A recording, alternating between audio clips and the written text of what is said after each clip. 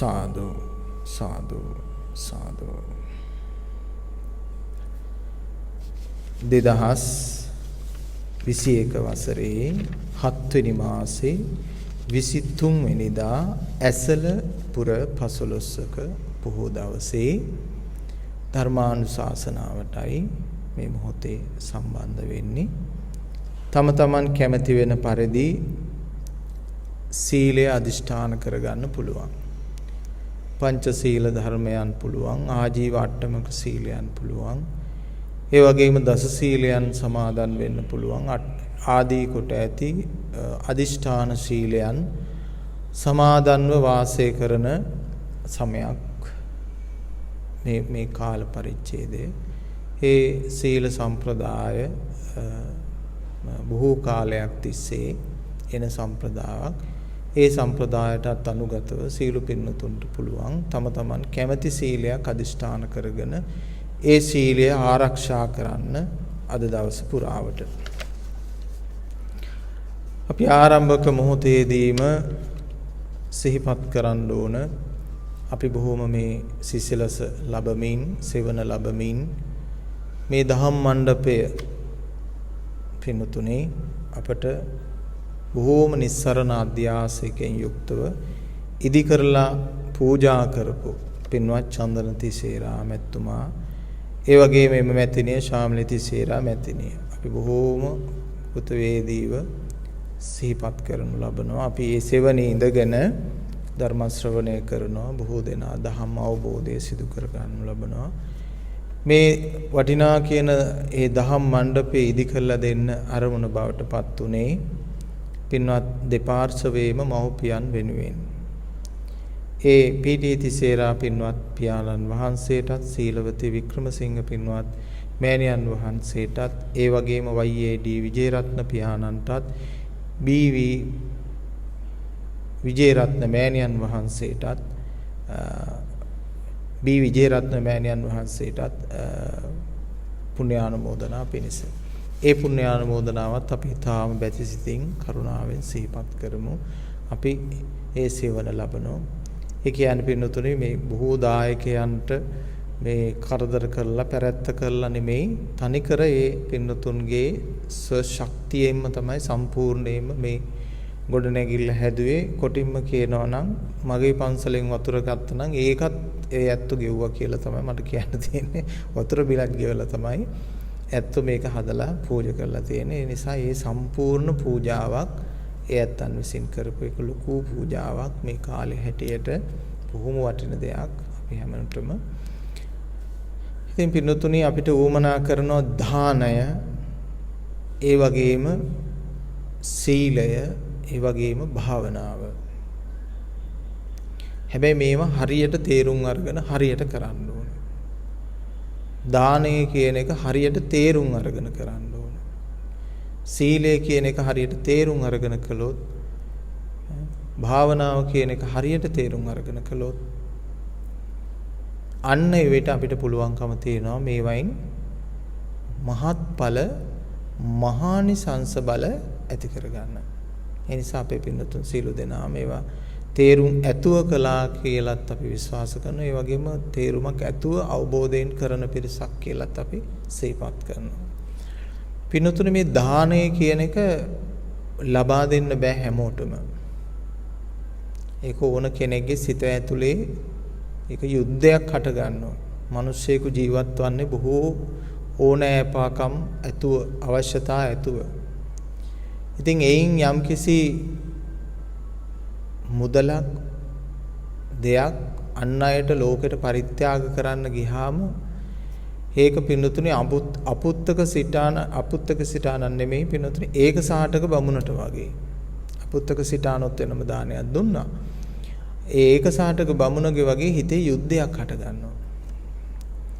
පින්නතුන්ට කියන්න මට ඒ කාලේ දානයක් දෙන්න හිතුණා. දානයක් කියන්නේ වැඩි දෙයක් නෙමෙයි, මේ රුපියල් 5ක් දෙන්න. ඒ කියන්නේ පින්නතුන් කටින චීවර පෙරහැරක් තියෙනවා. ඉතින් ওই පෙරහැරේ අපි සමහර වෙලාවට අපිත් යනවා. ඒ කියන්නේ එළි වෙනකන් යන පෙරහැරක් තියෙනවනේ කටින චීවරෙත් තරම්. මේ චීවර මාසේ. චීවර මාසික බවට පත් වෙන්නේ මේ ඉවර වුණාට පස්සේ ඒ චීවර මාසික කාලෙදී අපි ඔන්න කටින පෙරහැරේ යනකොට මමත් ඉතින් ගියා. සමහර අය නම් කරන්නේ ඔය කටින චීවරයට වැටෙන ඒවත් හොරකම් කරන උදවියත් ඉන්නවා වෙනම. නමුත් මට මේකේ පින්කමේදී මට හිතෙනවා මම මේකට දැන් රුපියල් 5ක් දාන්න ඕන. ඉතින් මේ රුපියල් 5ක් දාන්න ඕන කියලා හිතුනාම ඉතින් මට හිතෙනවා ඉතින් මම උදව් කරනවානේ මම දාන්න ඕනේ කටින ආනිසංස ලැබෙනවානේ කියලාත් හිතෙනවා. ආයෙත් හිතෙනවා නෑ මේක දාන්න ඕන කියලා. පින්නතුනේ මුළු පෙරහැර ඉවර වෙනකම්ම මේක දානවද නැද්ද කියලා මම හිතුවා. ඒ කියන්නේ රාත්‍රියේ අලුයම මධ්‍යම රාත්‍රියේ පටන් ගත්තාම උදෑසන 5:00 වෙනකම් උක කටට පෙරහැර යනවා. එතකම්ම මම යද්දී හිතුවේ මොකද්ද මේක දානවද නැද්ද? මේක දානවද නැද්ද කියලා. ඉතින් අවසාන මොහොතේ අර චීවරය පූජා කරන්න ඔන්න මෙන්න තීද්දි නෑ මම මේක දානවා කියලා අනික දැම්මා. ඉතින් අර ඒ වගේ පින්නතුනි හරි මනසේ හරි කියන්නේ පොඩි කාලේනේ රුපියල් 5ක් වටිනවනේ පොඩි එකාට උග අයිස්ක්‍රීම් එකක් හරි ගන්න. ඒක නිසා ඒක ගැන හිතනවා පොඩි විදියට. වටිනාකමක් හිතනවා. නමුත් අර දෙයින් මම දැක්කා මට සටන් කරලා ලෝභේ ජය ගන්න පුළුවන් කියලා. ලෝභේ ජය ගන්න පුළුවන් කියලා මම දැනගත්තා. ඒක ලෝභේ ජය ගන්න බැරි නම් අන්න ඒ ඇත්ත තමයි නචේ කදරියා දේව ලෝකේ වජ්ජಂತಿ. ලෝභ මිනිස්සු ස්වර්ගයට යන්නේ නැතය කියලා කියනවා. ලෝභ මිනිස්සයන් ස්වර්ගයට යන්නේ නැහැ කියලා කියනවා. ඒ කියන්නේ හදවතින් මේක ගලවලා දෙන එකයි අමාරු. නොතකා දෙන්න පුළුවන්. ඒ මුදල අපිට වටිනාකමක් නැති නිසා දෙන්න පුළුවන්. එහෙම නැත්නම් පෙරලා මොනවා හරි බලාපොරොත්තුෙන් දෙන්න පුළුවන්. නමුත් අනග්ගහිත චිත්තයකින් යුතුව සම්පූර්ණයෙන්ම යමක් හිතෙන් ගලවලා දෙන එක ඒක හරි අමාරුයි. තේරුණා නේද? දැන් ওই මව්පියෝ ඉඩකඩම් ලියලා දෙනෝනේ දරුවන්ට. මම කියන්නේ ඒවා හිතෙන්ම ගලවලා ලියලා දෙන්න කියලා. එතකොට තමයි ඒකේ වටිනකම තියෙන්නේ. අත්හරිනව නම් දෙයක් අනග්ගහිත චිත්තෝ දානං දේති කියන වගේ අත්හැරලම දෙන්න ඕන. ඇයි එහෙම වෙන්නේ? එතකොට පින්නතුනේ එතනින් ඇති වෙනවා මහත්ඵල මහානිසංස ගුණයක්. මහායාන සම්ප්‍රදායක් තියෙනවා පින්නතුනේ. දානය දෙනවා ඊළඟට පින් තියෙනවනේ. පින් ටිකත් ආයි දන් දෙනවා. අපිත් ඒක කරනවානේ. අපි දානය දෙනවා ඒ ලැබෙන පින් ටික ඥාතීන්ටත් දන් දෙනවා දෙවියන්ටත් දන් දෙනවා. ඊට පස්සේ අපි පිනත් දන් දෙනවා. එහෙමනම් පිනටත් අපි ලෝභ වෙලා නැහැ. පිනත් දන් දීලා තියෙන්නේ පින්නතුනේ. පිනත් දන් දුන්නා.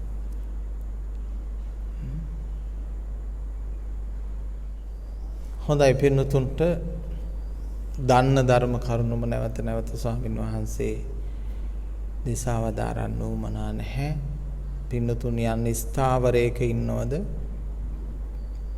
එතනින් ඔබට අපි කතා කරමු පින්නතුන්ට තියෙන ප්‍රශ්න ටික. ඒ කියන්නේ තමන්ට නිවන් අවබෝධ කර ගැනීම සඳහා, මනස උසස් කර ගැනීම සඳහා, මනස නිරවුල් කර ගැනීම සඳහා තමන්ට තියෙන ප්‍රශ්න ටික දැන් මතක් කරගන්න.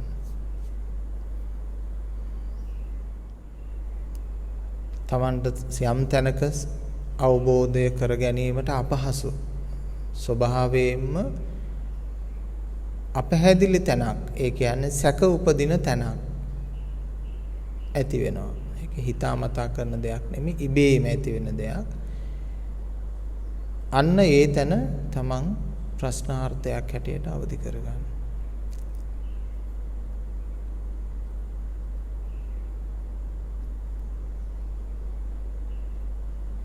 ඒ ප්‍රශ්නාර්ථයත් තබාගෙන හොඳින් ශ්‍රවණය කරන්න.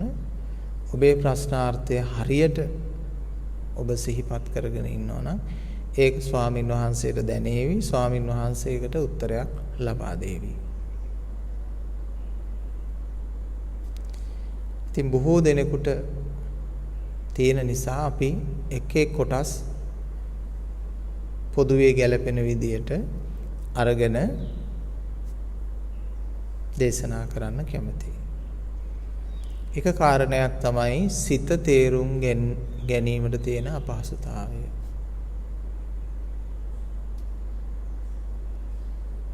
ඒක තමයි පින්නතුන් මේ ලෝකේ තියෙන අපහසුම කාර්යය. ඒක මෙතන පින්නතුන් බොහෝ දෙනෙකුට තියෙන ප්‍රශ්නයක්. සිත තේරුම් ගන්නේ කෙසේද?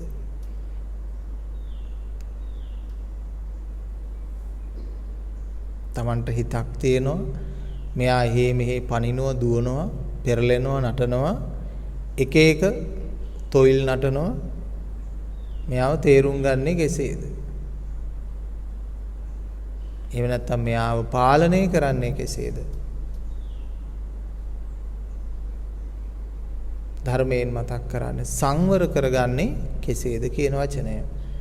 සංවර කරගන්නේ කෙසේද? මෙන්න මේකට පින්නතුනේ ලෝකයේ ඉසවර ඥාණයෙන් ලෝයිකුත් ක්‍රමවේද උත්සාහ කළා.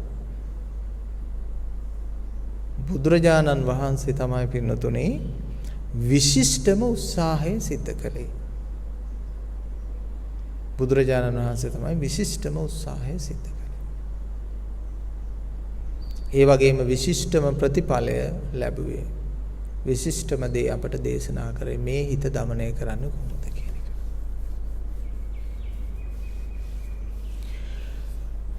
මේ සිත එක හේතුවක් තමයි අපිට තේරුම් ගන්න තියෙන අපහසුව තමයි මේ සිතට බැස ගැනීම. මේ සිතට බැස ගැනීම තමයි මේ සිත තේරුම් ගන්න තියෙන අමාරු වෙන්න අපහසු වෙන්න එක කාරණයක්. සිතට බැස ගැනීම.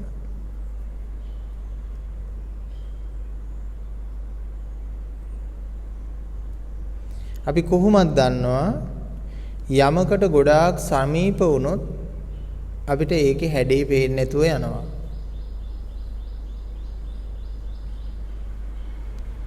තේරුණාද පින්නතුනේ? යමකට ගොඩාක් සමීප වුණොත් ඒක අපිට ඒක හැඩේ පේන්නේ නැතුව යනවා. එහෙමනම් යම් තරමකට අපි ඒකෙන් දුරස් වෙන්න ඕන. ඈත් වෙන්න ඕන. යම් තරමකට අපි දුරස් වෙන්න ඕන. ඈත් වෙන්න ඕන අපේ හිතෙන්. කොහොමද අපි අපේ හිතෙන් දුරස් වෙන්නේ? කොහොමද අපි හිතෙන් ඈත් වෙන්නේ? මේ හිත මම වෙමි. මේ හිත මගේ වෙමි. මේ හිත මගේ ආත්මයයි කියන අවිද්‍යාව අඩු කර ගන්න ඕන.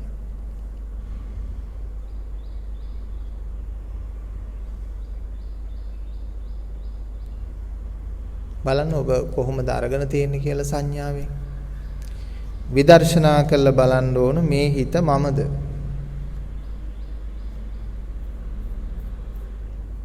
මේ හිත මගේද? මේ හිත මගේ ආත්මයද?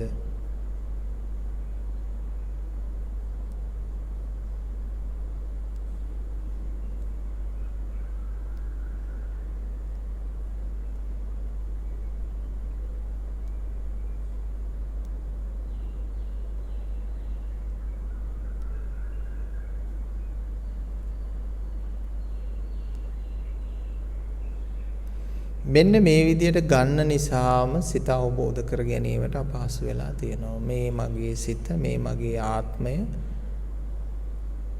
දැන් මගේ සිත කියන ස්වභාවයෙන් හිත හදන්න බෑ. දැන් අපි මෙච්චර කාලයක් ඔන්න කරපු වැරද්දක් ඔන්න අහු වෙනවා අපිට. මොකද්ද? අපි හැදුවේ අපේ සිත මගේ හිත හදනවා කියන දෘෂ්ටියෙන්, ඒ ගණයෙන්, ඒ ස්වરૂපයෙන්ද නැද්ද?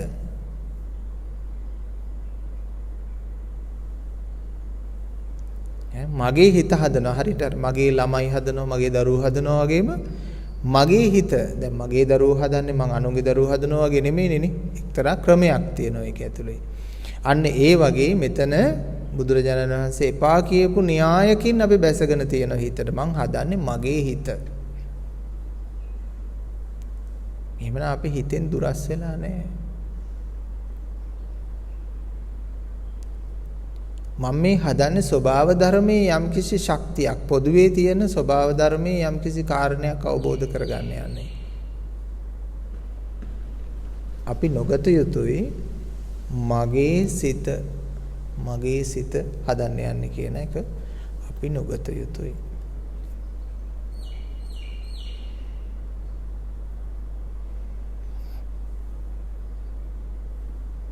මේක මගේ ආත්මීය බවට පත් කරගත්තොත් මෙයා සිත අතහරින්නේ නැහැ. සිත ඇතුළෙම කොයි බහරි හැංගෙනවා. සිත ආත්මය කරගත්ත කෙනෙක් හිතෙන් නිදහස් වෙන්නේ නැහැ පින්නතුනි කිසිවිටක. හිත ඇතුළෙම හැංගිලා ඉන්නවා.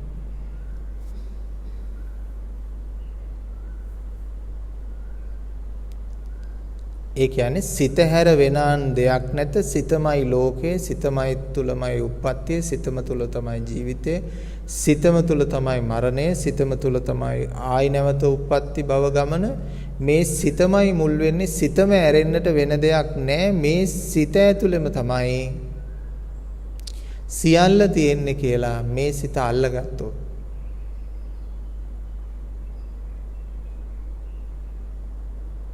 ආත්මය කරගත්තොත්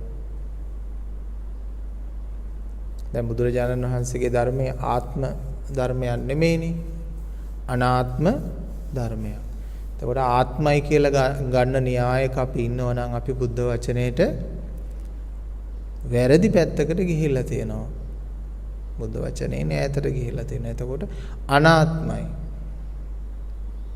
දැන් අනාත්මයි කියන වාදයක් හැටියට ගත්තොත් ඒත් වැරදි. අනාත්මයි කියන එක දහමක් හැටියට ගන්න ඕන. ආත්මවාදය අනාත්මවාදය කියලා වාද දෙකකුත් තියෙනවානේ. දැන් මේ වාදයකට ගන්න තර්කයකට ගන්න තැනකින් නෙමෙයි තථාගතයන්න් වහන්සේ අනාත්මයි කියලා පෙන්වන්නේ. මේක ආත්මයක් කොට ගන්න පුළුවන් කමක් නැහැ. එම ගත්තොත් වැරදි කියන එක.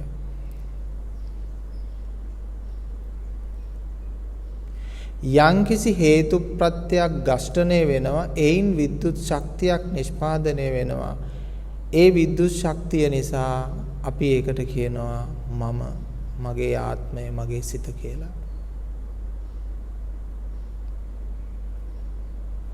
නිහඬව තියෙන සංගීත භාණ්ඩ ටිකක් පිරිසක් එකතු වෙලා හඬ නංවනවා. හඬ නංවන විට එහි ධ්වනියක්, ශක්තියක්, රිද්මයක් හැදෙනවා. ඒට මිනිස්සු විනෝද වෙනවා, සතුටු වෙනවා, ගයනවා, වයනවා, නටනවා නේ අපි දැකලා තියෙනවා. මේ සිතත් එහෙමයි. බොහෝම නිහඬව තියෙන වාදන භාණ්ඩ ටිකක්. මොනෝද මේ වාදන භාණ්ඩ? ඇස නැමැති වාදන භාණ්ඩය. කන නැමැති වාදන භාණ්ඩය. නාසය, දිව, ශරීරය, මන නැමැති වාදන භාණ්ඩ ටික. හරි නිශ්චලයි. හරි නිශ්චලයි. රාත්‍රී නිින්ද වෙලාවේ හරියට අර වාදන භාණ්ඩ තියෙන ඒ කාමරේ වහලා ගියා වගේ. මුකුත් සද්ද නැහැ නේ හොඳට නිින්ද ගියා. ඊට පස්සේ උදේ පාන්දරෙන් අවදි වුණාට පස්සේ හිමින් සැරේ එක එක වාදන භාණ්ඩයට තට්ටු කරන්න පටන් ගන්නවා. දැන් දවල් වෙනකොට හොඳටම මේ වාදන භාණ්ඩ ටික ශබ්දයි.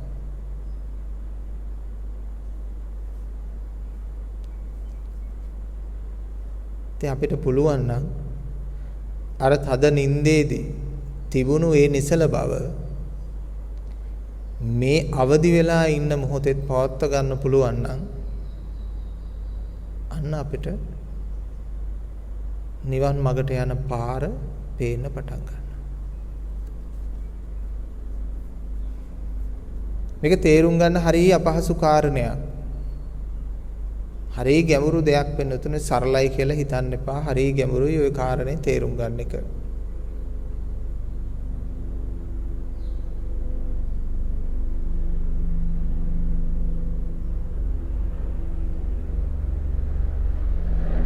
මේ වාදන භාණ්ඩ ටික නිහඬ කරගන්න එක, අවබෝධ කරගන්න එක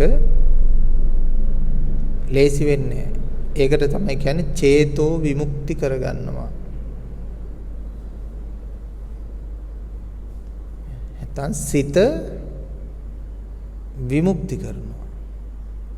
සිත විමුක්ති වෙන්නේ පින්නතුනේ සිතට බැස ගන්න ස්වභාවය සම්පූර්ණයෙන්ම නැති කළොත් සිත විමුක්තිගත වෙනවා. සිත ආශ්‍රය කරන ස්වභාවයෙන් සම්පූර්ණයෙන්ම අයින් වුණොත් සිත විමුක්තිගත වෙනවා.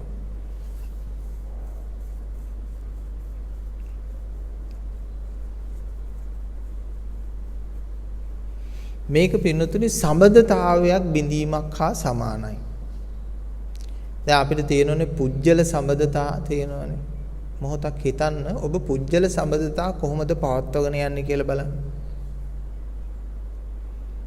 මහත්ය නෝන අතර තියෙන පුජ්‍යල සමතාව ගන්න පුළුවන් හොඳම ප්‍රකට වෙන දෙයක් නේ. ඔය ඇත්ත ගෙදර කොහොමද ඔය සමතා පවත්වාගන්නේ? ඒ සමදතා පවත්වාගන්නේ එකිනෙකාට උපකාර කරගනිමින් සහයෝගය ලබා දෙමින් බිදෙයි කියලා බයට හැමදාම සමදතාවයන් ගොඩ නැගෙන අන්දමට එකිනෙකාට සපෝට් කරනවා.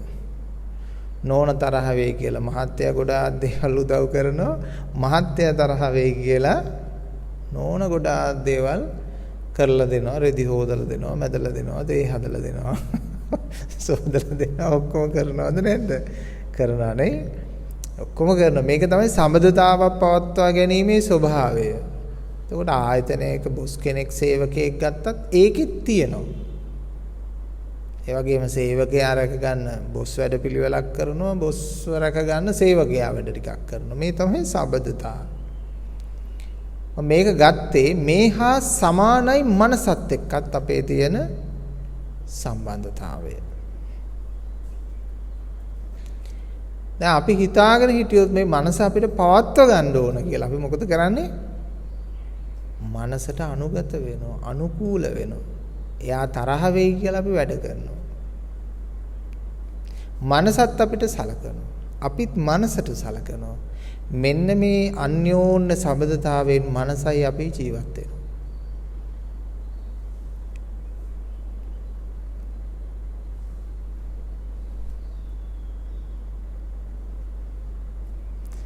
අපි විසින් මනස රවට්ටනවා, මනස විසින් අපිව රවට්ටනවා.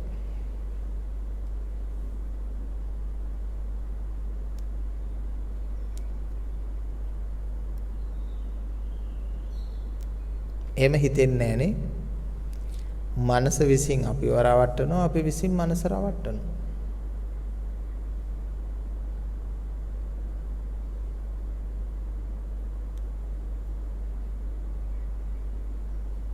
අපි ඒකෙන් නිදහස් වුණොත් දුරස් වුණොත් මේ මනස අපිව අයින් කරන්න පුළුවන්. මනසට තේරුණොත් අපි තුල ජීවත් වෙලා වෙනස වැඩක් නැහැ කියලා මනස මෙතනින් ඉගිල්ලිලා යනවා පින්නතුනේ. උදාහරණයක් වශයෙන් කුරුල්ලෙකුට අපි කෑම දානවා නම් හැමදාම කුරුල්ලෝ හැමදාම මෙතෙන්ට එනවා. එතෙන්ට කෑම දාන්න නැත්නම් කුරුල්ලෝ ඉගිල්ලිලා යනවා. ඒ කුරුල්ලෝ ආයි එන්නේ නැහැ. ඒ වගේම අපි මනෝ සංචේතන ආහාර වශයෙන් චේතනා ආහාර වශයෙන් ලබා දෙමින් මේ මනස පෝෂණය කරන නිසා මනස අපි ළඟ රැඳිලා ඉන්නේ. අපි එක මොහොතකදී අත් හිටවනවා මනසට තියෙන හිතවත්කම සමදියාව. ඒ කියන්නේ මගේ ආත්මය කොට ගන්නා වූ ස්වභාවය මම නතර කරලා දානවා. මොකද හේතුව මායාවක් තුල ගිලීමෙන් ඇති පළක් වන්නේ නැත. නිෂ්ඵල ක්‍රියාවක් පසුපස ගමන් කිරීමෙන් පළක් වන්නේ නැත. මිරිඟුවක් පස දිවීමෙන් ජලය සොයාගත නොහැක කියන අවබෝධය ඇති කරගත්තාම අර මිරිඟුව පස්සේ දෝපු මුවා නතර වෙනවා වගේ. මිරිඟුව පස්සේ දෝපු මිනිස්සුયો නතර මිනිස්සුයොත් මිරිඟුවට රැවටෙනවා. මුවා විතරක් නෙමෙයි. ඒ මිනිස්සයා වගේ නතර වෙනවා. එහෙනම් මනස මිරිඟුවක් කියලා තේරුම් ගත්තාම නතර වෙනවා. එහෙමනම් මේ නතර කරගෙන මම මගේ ආත්මය කොට ඉන්න අය සියලු දෙනාම තාම මනසේ තිබෙනා වූ මිරිඟු ස්වභාවය දැකලා නැහැ.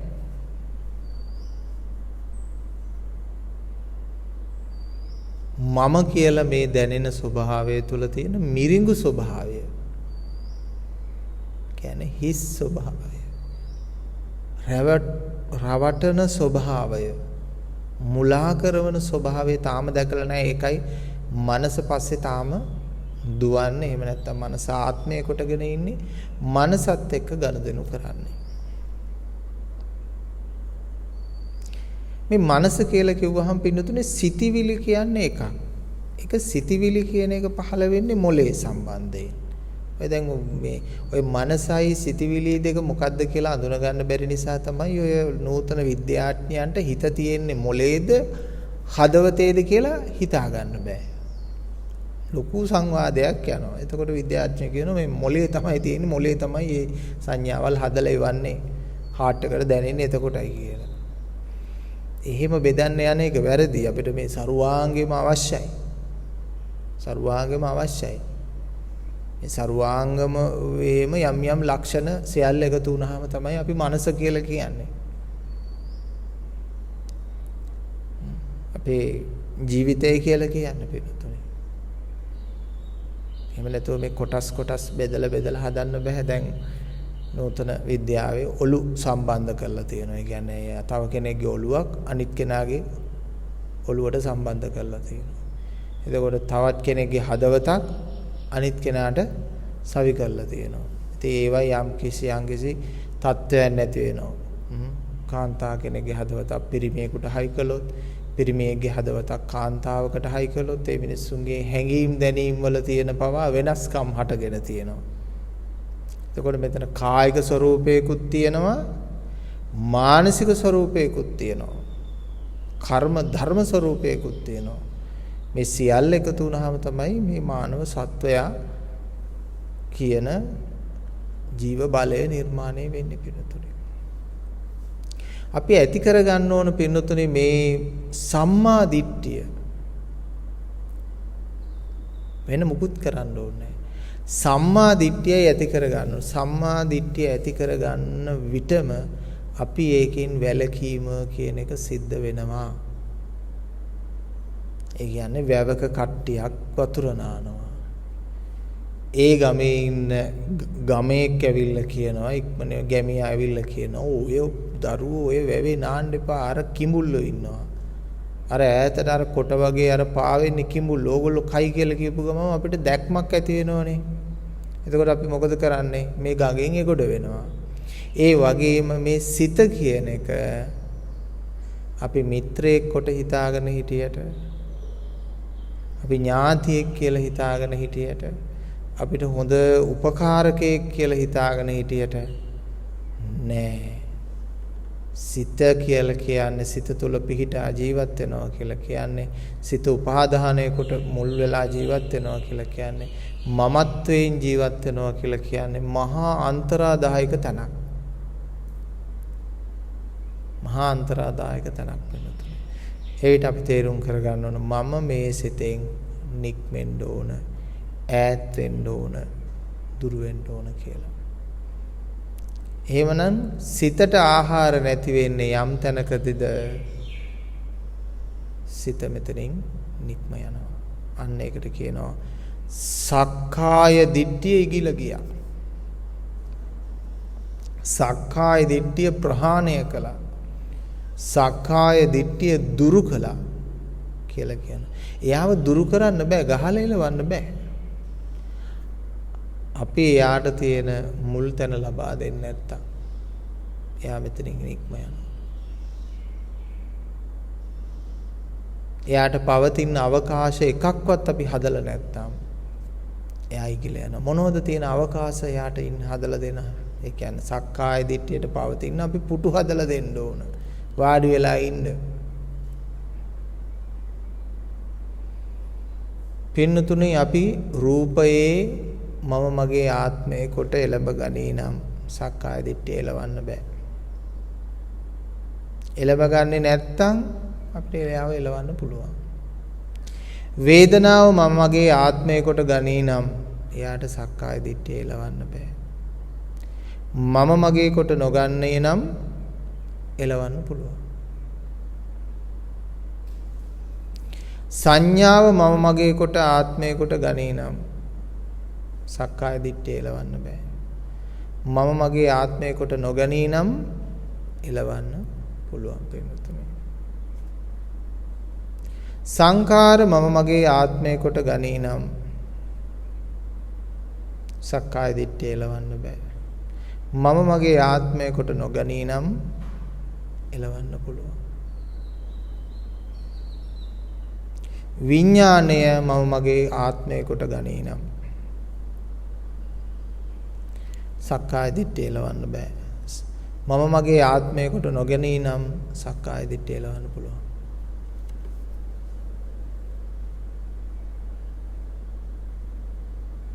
කොහොමද අපි මේ මම මගේ කොට නොගෙන සිටින්නේ සහ ඒ වගේම ගන්නේ කෙසේද කියලත් සමහර අයට තාම ප්‍රශ්නයක් ඇති.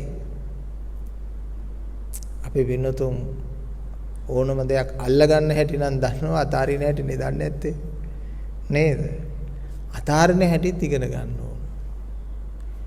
පඬිතෙක් වෙන විදිය දන්නව, මෝඩෙක් වෙන විදිය දන්නේ නේද? ඒ වගේ අල්ලගන්න විදිය දන්නව, අතාරින විදිය දන්නේ නැහැ.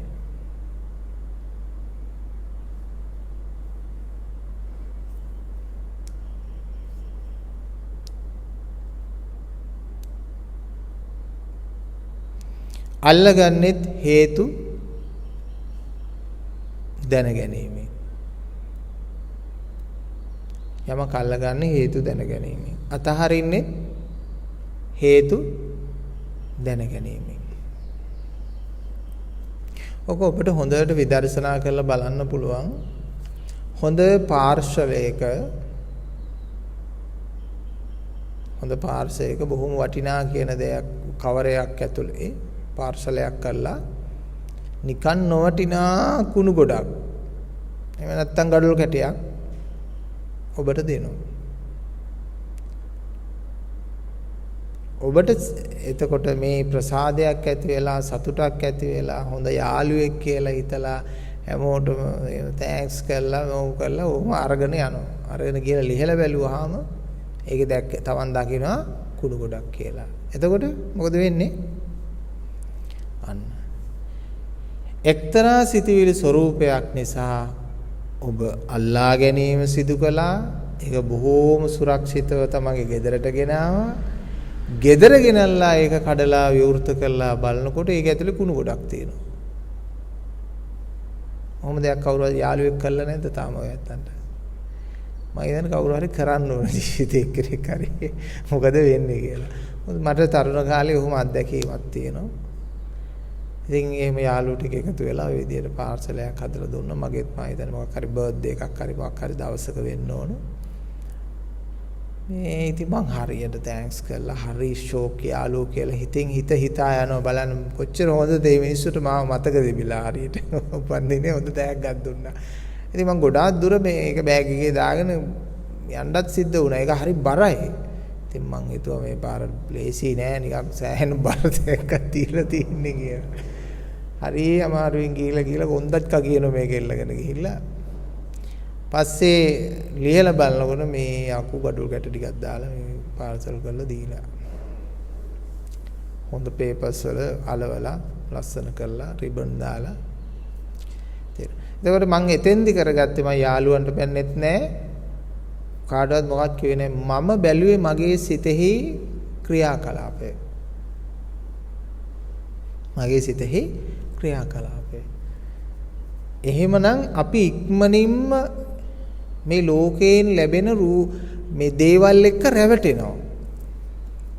තේරුණා නේද? ඒක තමයි අපේ ඉන්ද්‍රයන් වල ස්වභාවය කියලා තේරුම් ගත්තා. ඒ කියන්නේ කවුරු හරි කෙනෙක් කියන විදියට, පෙන්නලා දෙන විදියට දැන් මං කෙරෙහි කවුරු හරි හොඳක් කිව්වොත් එහෙම ඔන්න හොඳයි කියන ස්වරූපයට එයා කල්පනා කරනවා. ඒ වගේම ඔය මන් දන්න ඔය මෝඩ මුද්දියේ හැටිම තමයි ආයි කවුරු හරි කෙනෙක් අඩුවක් පාඩුවක් වරදක් මොකක් හරි කිව්වොත් මේ විදියට ඊළඟට බලනවා. ඒ නිසා කිසිම දෙයක් පිළිබඳව අපි ඉක්මනින් එළඹ ගැනීමට එන්නේ එක වැරදිනේ. තීන්දුව తీරන ගැනීම වැරදි. එහෙම මනෝ සංකල්පන ඇති කරගන්න එක වැරදි. බොහොම හිමින් ඕන තමන්ගේ අවබෝධයන් වලටපත් වෙන්න ඕන. බොහොම හිමින් කරුණාකාරණා අවබෝධයෙන් ප්‍රත්‍යක්ෂ කටයුතුවයි තීරණය කරන්න ඕන.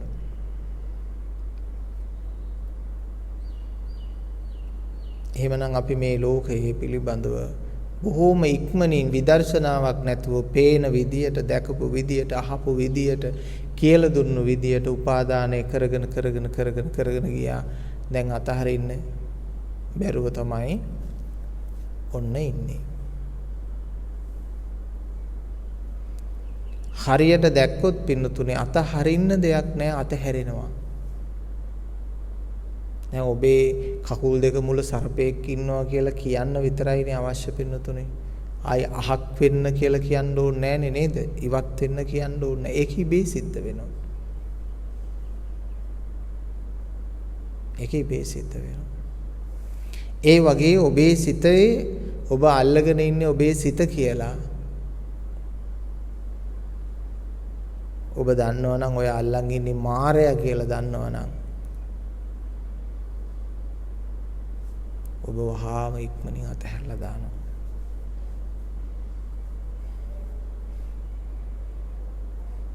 ඔබ දන්නවද අර පින්නතුනේ එක රාත්‍රියක එළුවන් ඇති කරන මිනිස්සෙක් ගිහිල්ලා එළුව ටික උදේ පාන්දර ගාලා ඇරලා ගියාම මේ යනවා එකෙක් අද තියාගන්න ඕන කියලා ඉවරලා මිනිහා බැඳලා ආවලු කණුවේ එක එළුවේ. උදෑසන ගිහිල්ලා බලද්දී මේ මිනිස්සයා අල්ලලා බැඳලා තියෙන එළුවෙක් නෙමෙයි කොටියෙක්. එළුව කන්නාපු කොටියෙක් අල්ලලා ගහක බැඳලා තියලා ඇවිල්ලා.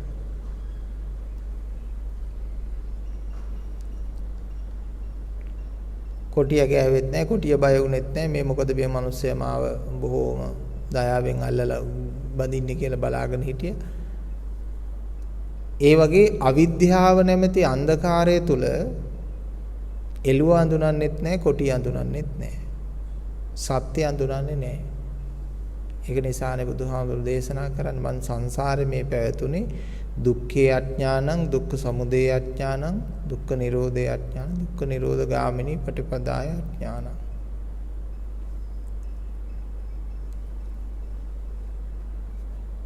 මෙන්න මේවයි තුල තිබුණු අඥානකම නිසා, එහෙම නැත්නම් අනවබෝධය නිසා තමයි අප සංසාරේ පැවතුනේ කියන අනුශාසනය බුදුරජාණන් වහන්සේ දේශනා කරා.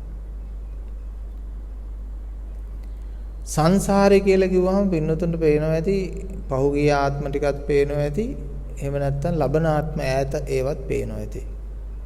එහෙම නෙමෙයි සංසාරේ කියලා කියන්නේ මෙන්න මේ මොහොත. මේ මොහොතේ තමයි දැන් අපි සැරිසරන්නේ. මේ සංසාරේ ඉන්නේ. දැන් මේ මොහොතේ සංචාරය මෙතන. මෙතන කිසිම දෙයක් පින්නතුන් වැරදි නැහැ. දැන් බුදුරජාණන් වහන්සේ මේ ලෝකේ කිසිම දෙයක වැරද්දක් දකින්නේ නැහැ. නැත්තන්ට ඔය ඇත්ත වැරදිකාරයෙක් කියලා හිතනවා නම් මම මේ තාම නිවන් දැක්කේ නැහැ. ඒ නිසා මම වැරදිකාරයෙක්. එහෙම හිතන්න එපා. මේ ලෝකේ කිසිම වැරද්දක් නැහැ. කිසිම දෙයක වැරද්දක් නැහැ. ඔන්න ගැඹුරු කාරණයක් කියන්නේ නැහැ අවබෝධ කරගන්න පුළුවන්. කිසිම දෙයක වැරද්දක් නැහැ. කිසිම දෙයක හරියකුත් නැහැ. එතකොට ඔබට මොකද්ද හිතෙන්නේ, පහළ වෙන්නේ, මොකද්ද තේරෙන්නේ? කිසිම දෙයක වැරද්දක් නැහැ, කිසිම දෙයක හරියකුත් නැහැ. දැන් මොකද තේරුම් ගන්න උත්සාහ කරන්න ඕනේ. අවිනිශ්චිත ප්‍රකාශයන් කරනවට වඩා ගැඹුරු විමර්ශනයේට අපි ගොඩාක් ගරු කරනවා, ගොඩාක් අගය කරනවා.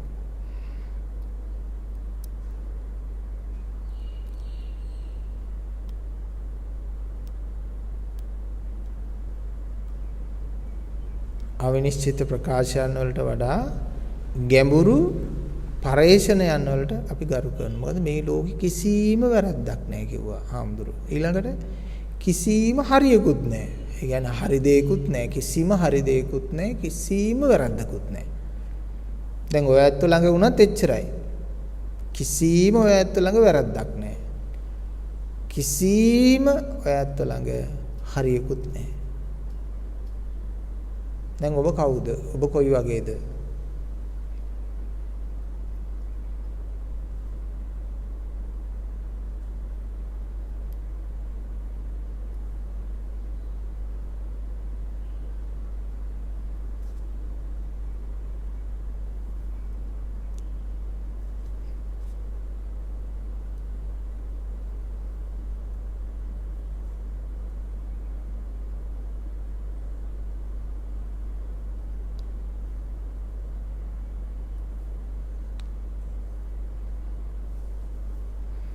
දැන් මං කියපු දේ ගැන ඔයත්තන්ට මොකද හිතෙන්නේ? මා දේශනා කරන ලද දේ ගැන.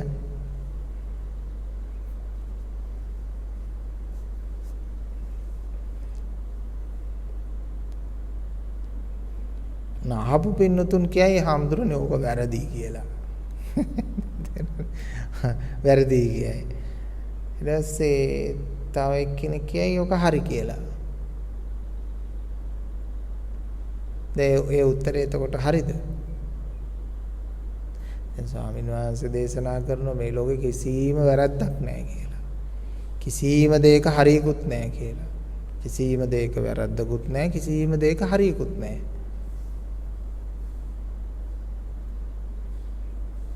එහෙම ලෝකයකද ඔබ ජීවත් වෙන්නේ? එහෙම නැත්නම් එහෙම නැති වෙනස් ලෝකයකද?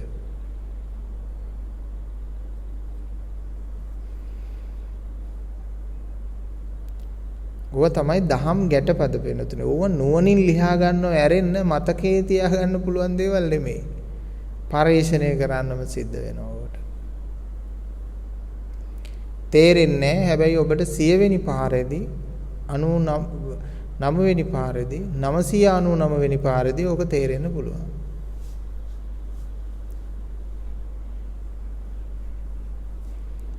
ආකාර 100,000 ගානකට බලන්නත් වෙන්න පුළුවන්. සමහරලාට දෙපාරක් තුන් පාරක් බලද්දිත් ඕක තේරෙන්න පුළුවන්. තමන්ගේ තියෙන ඥාන ප්‍රභාවයේ තියෙන ආලෝකයේ අනුව ඕක තේරෙයි.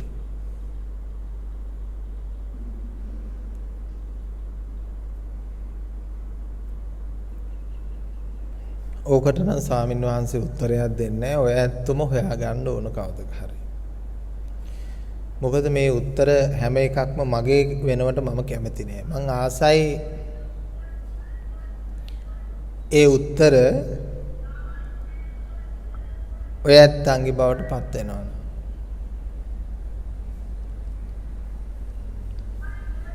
තේරුණා නේද? ඒ උත්තර හැම දෙයක්ම මගේ වුණොත් ඒක වැඩක් නෑ පින්නතුනේ. ඒක හරියට අර හොඳ අම්මලා තාත්තලා ඉන්නවා දරුවන්ට හොඳට ධනෙ හම්බ කරලා ඔක්කොම තමන්ගේ ධනෙ දරුවන්ට පූජා කරන විදියට පරිත්‍යාග කරනවා. හැබැයි ඒ දරුවා ඒ ධනෙ පරිහරණය කරන්න දන්නෙත් නැහැ. ධනෙ හම්බ කරන්න දන්නෙත් නැහැ. ධනෙ මෙහෙවන්න ආයෝජනය කරන්න මොකවත් දන්නේ නැහැ ඒ දරුවා. ඔබ හිතන්නේ මේ අම්මලා හොඳ දෙයක් කළා කියලාද? වැඩක් නැහැ නේ. ඒ අම්මා තාත්තා හොඳ දෙයක් නෙමෙයි කරලා තියෙන්නේ. එතකොට මම ස්වාමින් වහන්සේ කෙනෙක් හැටියට ඔය ඇත්තන්ට ධනෙ හම්බ කරන්න පුරුදු කරන්නේ නැතුව ඒක ආයෝජනය කරන්න දියුණු කරන්න පුරුදු කරන්නේ නැතුව පරිහරණය කරන්න පුරුදු කරන්නේ නැතුව මම්ම හම්බ කරගත්ත ධනෙ හැමතිස්සෙම ළමයට දෙදී කවාපුවා බෝපුවා කාර් අරන් දිදී වාහන අරන් දිදී යන්න එන්න බස් කුලිය දිදී ළමයව පෝෂණය කරනවා. එතකොට යම්කිසි දවසක අම්මා තාත්තා නැති වෙනවා, ගුරුවරයා නැති වෙනවා, ළමයි අනාථයි. තේරුණා නේද?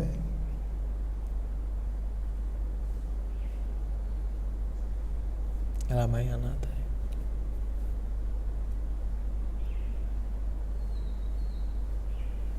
ඉතින් එහෙම වෙනවට අපි කැමති නෑ. ඔය ඇත්තෝ නුවණ පරිහරණය කොට දර්ශනය අවබෝධ කරගන්න ඕන පිටුතුනි.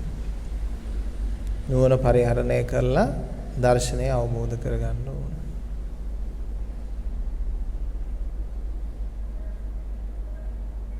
මොකද්ද ස්වාමීන් වහන්සේ දීපු දහම් ගැටලුව? මේ ලෝකේ කිසිම වැරද්දක් නැහැ. ඔබත් කිසිම වැරද්දක් තියෙන කෙනෙක් නෙමෙයි. අපි කවුරුත් කිසිම වැරද්දක් තියෙන කෙනෙක් නෙමෙයි. අපි සියලු දෙනා ළඟම හරි දෙයක්වත් නැහැ. කිසිම දෙයක හරියකුත් නැහැ.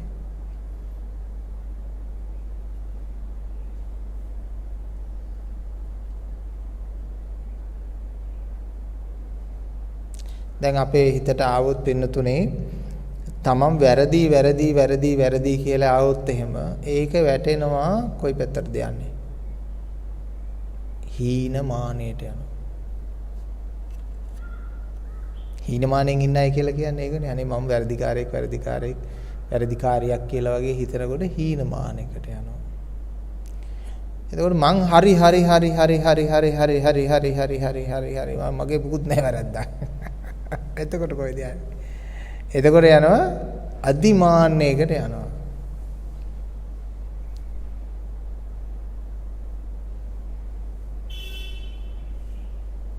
තේරුණාද පින්නත්? ඒකට අදිමාන්නයකට යනවා. හීනමාන්නයකට යනවා. අදිමාන්නයකට යනවා. එහෙමනම් වඩා වැදගත් මොකක්ද? හරි වැරදි කියලා ගන්න එකද හොඳ? හරි වැරදි කියලා නොගන්න එකද හොඳ?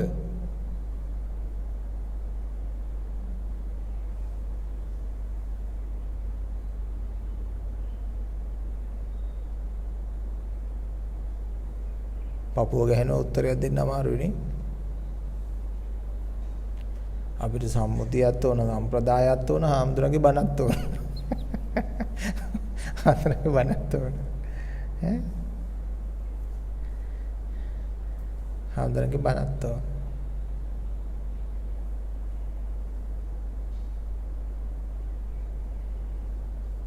සම්ප්‍රදාය නම් සම්ප්‍රදාය, ධර්මය නම් ධර්මය. ලෝකෝත්තර නම් ලෝකෝත්තර, ලෞකික නම් ලෞකික. මේ දෙකටම කකුල් දෙක තියාගෙන ඉන්න බෑ පින්නතුනේ. දෙකක්. ලෝකෝත්තර ලෝකේ සම්මුතියට ගලපන්න බෑ.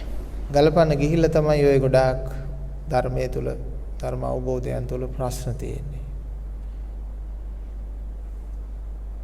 ලෝකෝත්තර බව ලෞකිකත්වයට ගලපන්න බෑ, ලෞකිකත්වයේ ලෝකෝත්තරත්වයට ගලපන්න බෑ. එහෙ සියල්ල නැහැ, මෙහෙ සියල්ල තියෙනවා.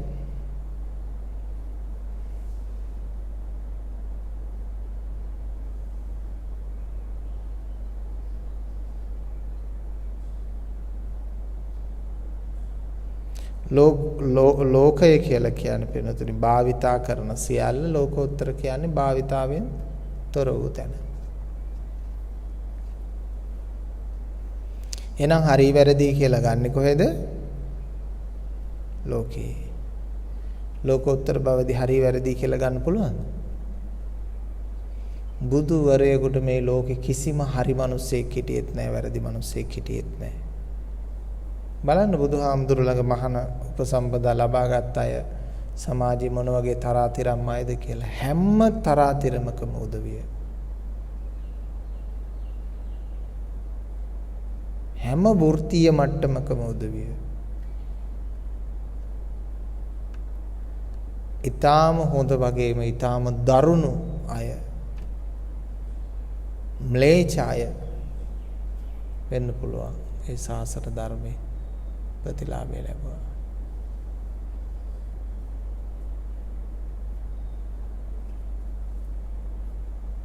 හොඳයි නරකයි අතර මිරිකගෙන ඉන්නේ. වේවැල අතේ තියන් ඉන්නවා.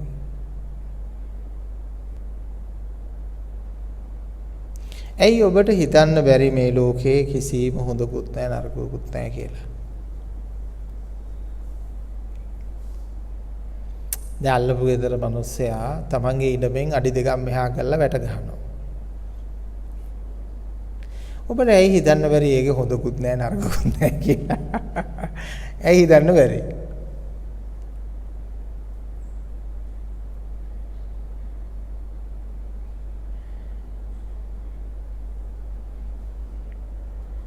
පන්සල වටේ නම් සමහර තාප්පේ එහෙම බැඳලා තියෙනවා කට්ටිය.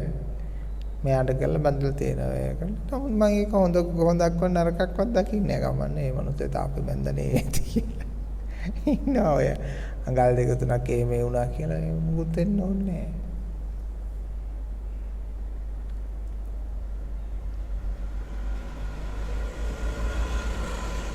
නැහැ.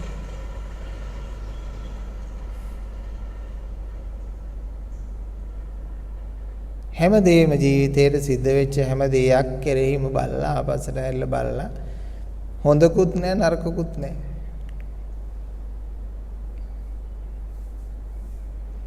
ඉස්සරහට වෙන දේවල් ටික දිහා බලලා හොඳකුත් නැහැ නරකකුත් නැහැ.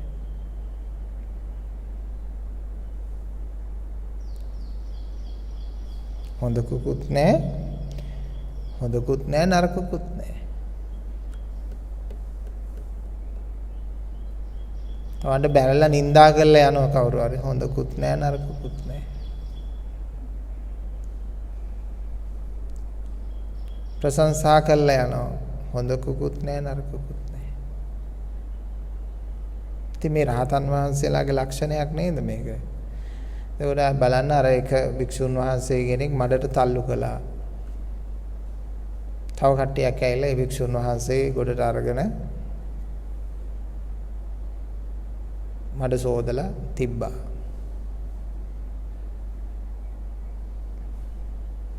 ඉතින් ඔබ වහන්සේට සෑහෙන නරක වැඩක් නේද අර පුජ්‍යලයා කළේ? උන්වහන්සේ කිව්වා නෑ. ඌ කරගත්ත දේ ඌ අරන් ගියා, ඔබ කරගත්ත දේ ඔබ අරන් ගියා, මම මගේ ගමන ගියා. ඒ කියන්නේ හොඳකුත් නෑ නරකකුත් නෑ. හොඳකුත් නෑ නරකකුත් නෑ. හොඳ නරක දෙක ඕනද තව දුරටත් තියාගන්න හොඳ නරක දෙක මෙතනින් අයින් කරන්න පුළුවන්ද?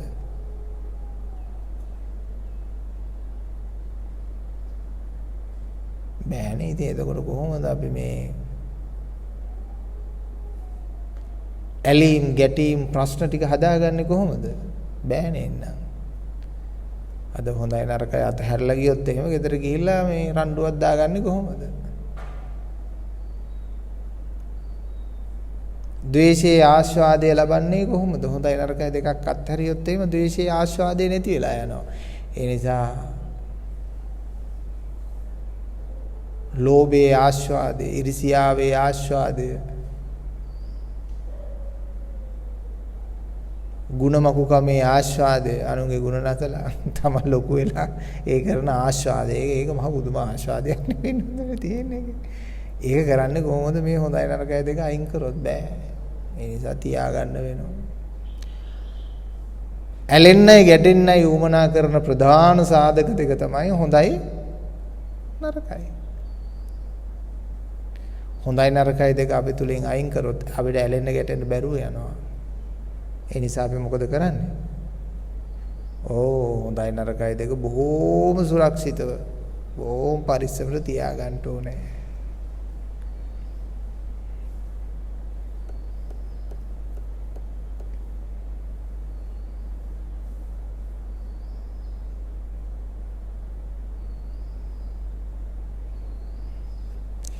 ඉතින් මේ හොඳයි නරකයි කියන දෙයක් මේක හදවතෙන් තමයි නැති කරන්න ඕන.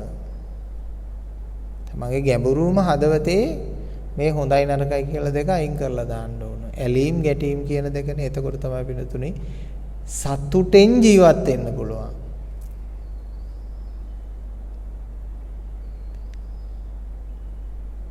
තේරුණා නේද? නැත්තම් පිටුතුනේ ඇදක් බලන්න ගියොත් කොහෙන් හරි ඇදක් හොයනවා.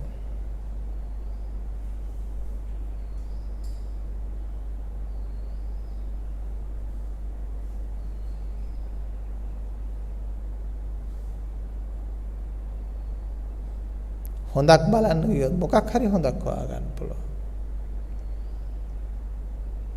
තමා තුලත් එහෙමයි.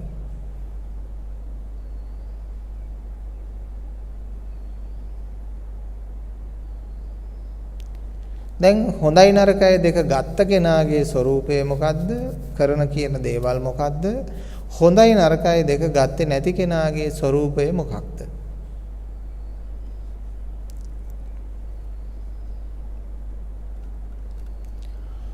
හොඳයි නරකයි දෙක ගත් එක්කෙනා ක්‍රියාවකට බැසගෙන ඇලීම් ගැටීම් මේ විදියට පවත්වාගෙන යනවා. හොඳයි නරකයි කියලා දෙක ගත්තේ නැති කෙනා මොකද කරන්න පින්වත්නි? එයා හොඳක් කරන්නේත් නැහැ නරකක් කරන්නේත් නැහැ. මොකද හොඳක් කරන්නේත් නැහැ නරකක් කරන්නේත් නැහැ කියලා කියන්නේ? පුජ්‍යලයක් හැටියට පැවැත්මක් ජීවිතයක් ඉන්ද්‍රියන් තුල නැහැ. අන්න ඒකට කියනවා ඉන්ද්‍රිය සංවරය කියලා. පුජ්‍යලයක් හැටියට ඉන්ද්‍රියන් තුල පවතින්නේ නැහැ. කියන්නේ ඇස මම මගේ ආත්මය කොටගෙන නැහැ. නාසය මම මගේ ආත්මය කොටගෙන නැහැ. කන දිව ශරීරය මන සදහායතන මම මගේ ආත්මය කොටගෙන නැහැ. මන ඉන්ද්‍රිය භාවිතා කරන්නේ. චේතනා ඉන්ද්‍රිය භාවිතා කරන්නේ. සිතවිලි තියෙනවා. නමුත් සිත නැහැ. ඔබ අහලා තියෙනවද? සිත නැති සිතවිලි විතරක් තියෙන මිනිස්සු ඉන්නවා කියලා. නෑනේ. දැකලවත් නැද්ද? කොහෙවත් හම්බෙලවත් නැද්ද? සිතවිලි විතරක් තියෙන සිතක් නැති.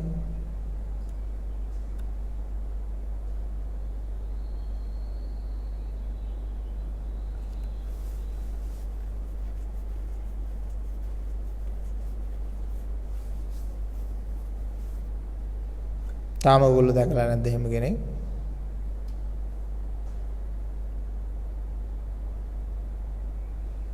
ඇස් දෙක පිහදාලා බලන්න ඔය ඉස්සරහා ඉන්නේ.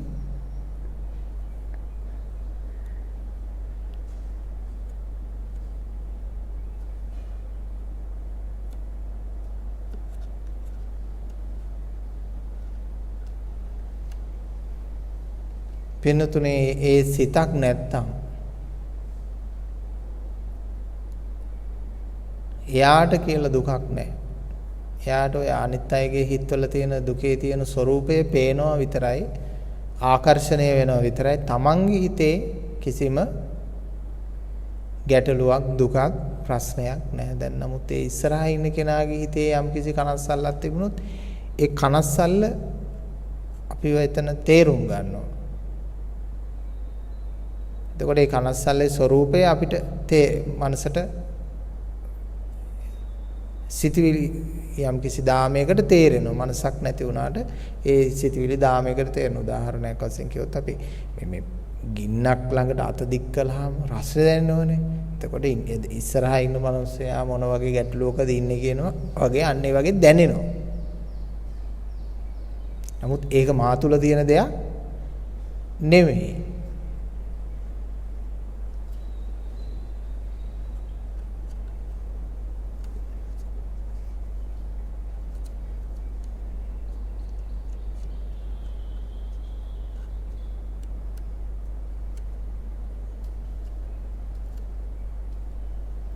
දැන් හොඳට ඔළුව පාවිච්චි කරමින් ධර්මයේ විමසමින්ද ධර්මය අහගෙන ඉන්නේ. හොඳට ධර්මය විමසමින් තමයි ධර්මය අසා සිටින්න ඕන. ස්වාමින් වහන්සේ සියල්ල දන්නෝ ස්වාමින් වහන්සේම කියත්වා අපි ඔහේ ඉන්නව නිකන් ගල් පෙරේතයෝ කියලා හිතාගෙන හිටියොත් ඒක කවදාත් වැඩක් නැහැ. විමසුන් නොවනින් ඉන්න ඕන බලාගෙන ඒ කියන දේ පරාසය මොකක්ද, ඒ කියන දේ සත්‍ය මොකක්ද කියලා තමන් සොයන්න ඕන. කොච්චර ඇත්තක් වුණත් ඒක හාමුදුරුවන්ගේ ඇත්තක් හැටියට ගන්න එපා. ඒක ඔබේම ඇත්තක් බවට පත් කරලා තමයි ඔබ ගන්න ඕන. තේරුණාද? එහා ගෙදර ළමයට සෙල්ලම් කරන බෝලයක් තිබුණයි කියලා ඒ බෝලෙන් අපි සෙල්ලම් කරාට ඒක අපේ බෝලකින් සෙල්ලම් කරා වගේ වෙන්නේ නැහනේ. නේද? අපිම බෝලයක් ගෙනල්ලා ඒක සෙල්ලම් කරනකොට තමයි ඒ අපේ බෝලේ සෙල්ලම් කරනවා කියලා හැඟෙන්නේ.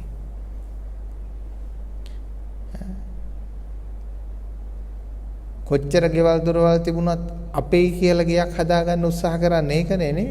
තමන්ගේ කියලා ගේ ඉන්නෝ වගේ දැනෙන්නේ නැහනේ කොච්චර කුලී ගෙවල් වල හිටියා. අර ඒකයි පින්නතුනේ. අන්න ඒ වගේ තමන්ගේ ධර්මයක් බවට පත් වුණා මේ ධර්මයේ පුදුම ශක්තියක්. ඒ නිසා මගේ ළඟ නම් කිසිම කෙනෙක්ගේ ධර්මයක් මම තියාගන්නේ නැහැ. බුදුහාමුදුරන්ගේ ධර්මය වේවා ඒක මගේ ධර්මයක් අවබෝධයක් කොට දැන ප්‍රත්‍යක්ෂ කරගත්තොත් විතරයි මා තුළ ඒක මන් තියාගන්නේ. ඒක බුදුහාමුදුරන්ගේ දෙයක් හැටියට නෙමෙයි එතකොට මන් තියාගන්නේ. ඒක මගේම දෙයක් හැටියට. එතකොට කාටවත් වෙනස් කරන්න පුළුවන්ද? වෙනස් කරන්න බෑ.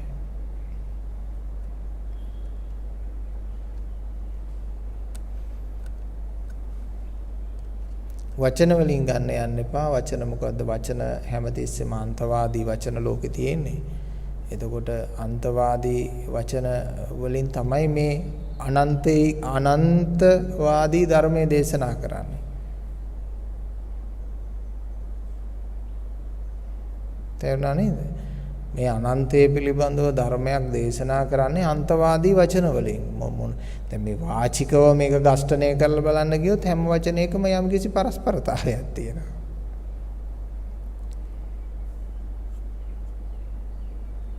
අනන්තවාදීද? ඒතකොට වාදී කියන්නේ තර්කය. ඒ නිසා වචන තුල සත්‍ය පිහිට ගන්න බෑ වෙනතුන. වචන සියල්ල බොරු.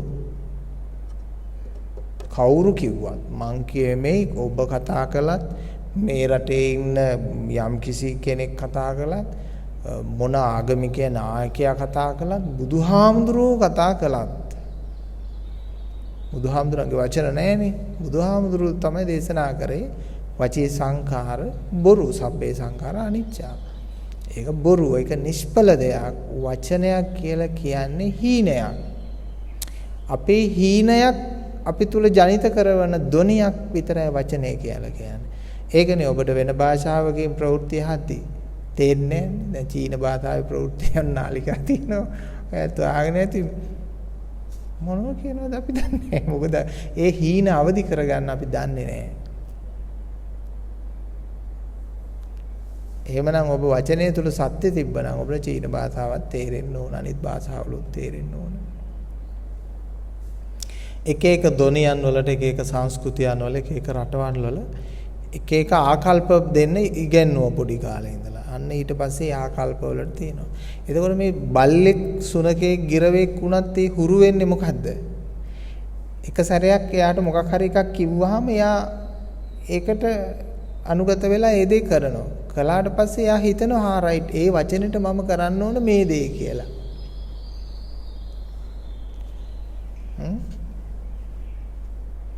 එයාට සංඥාවක් එනවා.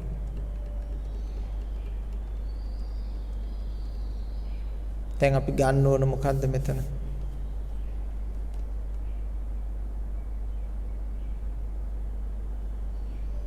හරි වැරදි කියලා ගන්න ඕන. මොකද්ද හරි කියලා ගන්න ඕන? මොකද්ද වැරදි කියලා ගන්න ඕන? මේ සංස්කාර ලෝකේ මොකද්ද හරි කියලා ගන්න පුළුවන්? මොකද්ද වැරදි කියලා ගන්න පුළුවන්?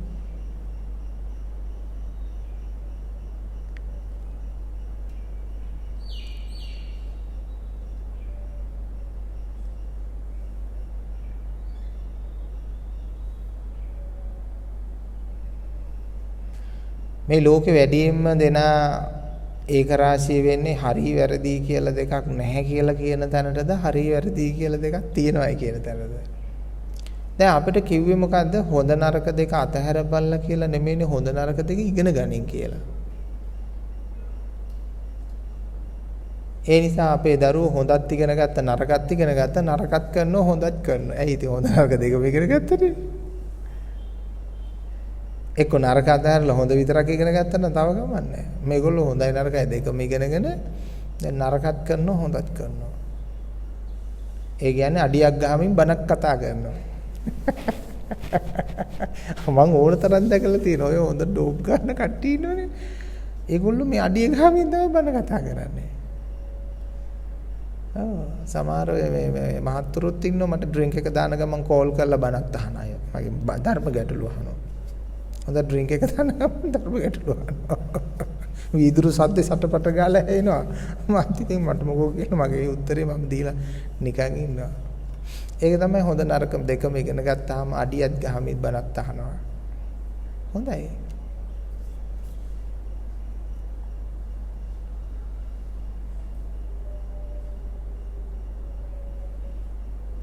නිවන සම්මුතියෙන් හොයන්න බෑ, සම්ප්‍රදායෙන් හොයන්න බෑ.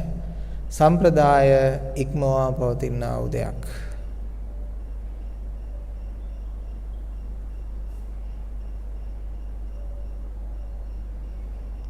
ඉන්ද්‍රයන් පහෙන් නිවන හොයද්දී නිවන පේන්නේ නැහැ. මමත්වයේ තුල පිහිටා නිවන සොයද්දී නිවන පේන්නේ නැහැ. නිවන කියලා කියන්නේ ඉන්ද්‍රයන් සහ ඉක්මවීමයි. මමත්වයේ ඉක්මවීමමයි. දැන් ඔයත්තන්ට තේරුණාද මේ ඉන්ද්‍රයන් සහ ඉක්මවීම කියන්නේ මොන තරම් බරපතල સિદ્ધාන්තයක්ද කියලා? මොන තරම් මමත්වයේ ඉක්මවීම කියන්නේ මොන තරම් බරපතල સિદ્ધාන්තයක්ද කියලා ඒ වචනේ බර දැනුණද? බර දැනුණා නම් ඔය ඇත්තෝ චප්ප වෙලා යනවා ඒකට. ඒ තරම් විශාල බරක් වටිනාකමක් තියෙන වචන දෙකක් ඒ දෙක. ඉන්ද්‍රියන් ඉක්මවීම කියන කාරණය කරගන්න බැරුව ඉසිවරු අනන්ත දුක් විඳා. මේ සිද්ධාර්ථ ගෞතමයන් වහන්සේ තමයි ඒ හිරු ආලෝකයේ වගේ ඒක සොයාගත්තේ.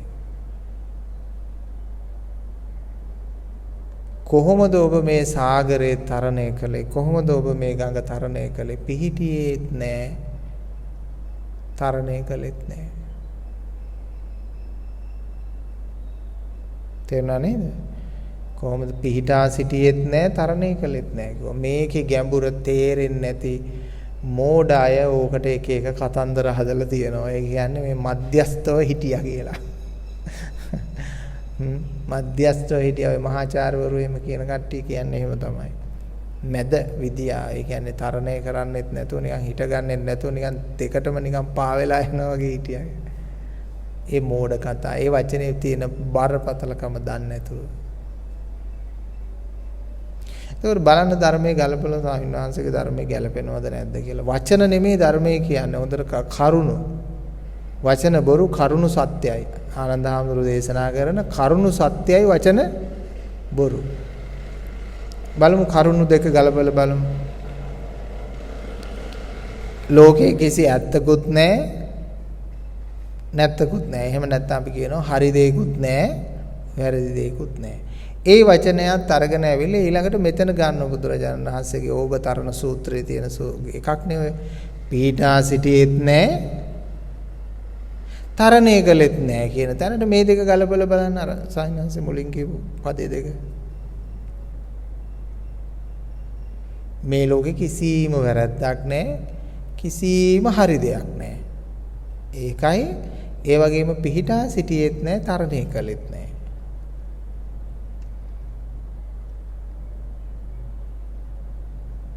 දැන් මම අවබෝධ කරවන්න.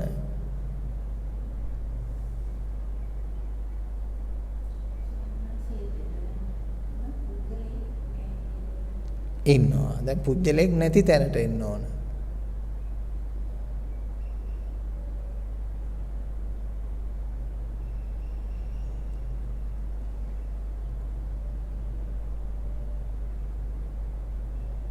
වහවහාම අපි කියන්නේ පුජ්‍යලයක් නැති තැනට ඔබ ආ යුතුයි. සියලු දෙනාම පුජ්‍යලයක් නැති තැනට ආ යුතුයි.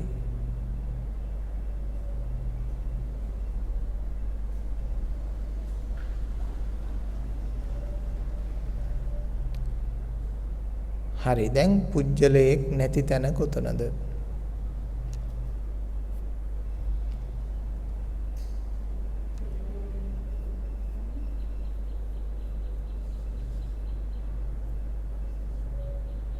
ඔබ එතෙන්ට පාත්‍ර වෙන්න ඕන. දැන් මේ මොහොතේ අපේ ක්‍රියාව තුළ ධර්මානුකූල බවක් තියනවද කියලා බලන්න ඕන. හැම මොහොතකම ධර්මයේ අනුගමනය කරනවා, පිළිපදිනවා. නමුත් ඒ හැම මොහොතකම බලන්න ඕන මේ දැන් ධර්මානුකූල බවක් මෙතන තියනවද මේ මගේ ළඟ.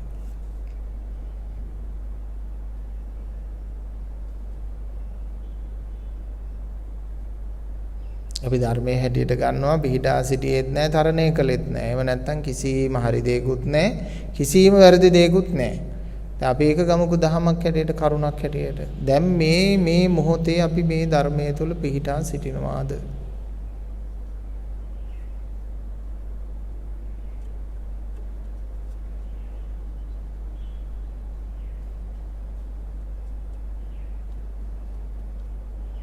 මට ඕන ඔය ඇත්ත නුවණින් ටිකක් මහන්සි කරවන්න.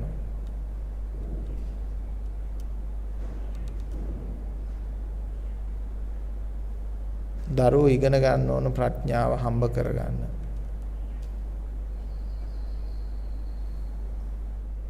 දැන් බලන්න අපේ මේ වෙහෙස ඇතුලේ හරියට කරුණ තේරුම් ගත්තේ නැති ස්වභාවය කියන එක තියෙනව නේද නැද්ද කියලා බලන්න.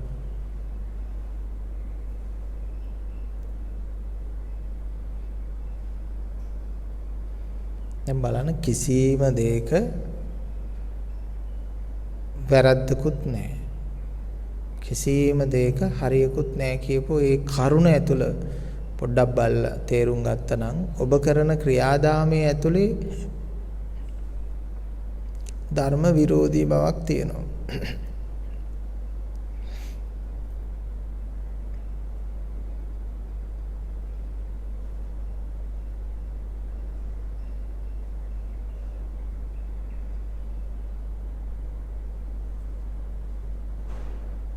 ඒ කාරණේට තමන්ගේ ගැඹුරු ආධ්‍යාත්මය අනුගත වෙන්න ඕන. ඒ කියන්නේ උදෙක් සිතුවිල්ලක් අරගෙන ඒක ගැන කටයුතු කරනව නෙමෙයි.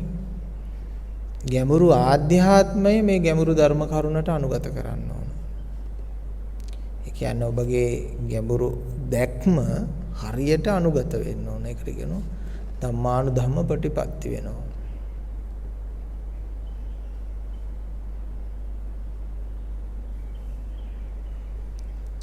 දැන් කිසිම දෙයක වැරද්දකුත් නැත්තම් කිසිම දෙයක හරි දෙයක්කුත් නැත්තම් මේ ආධ්‍යාත්මය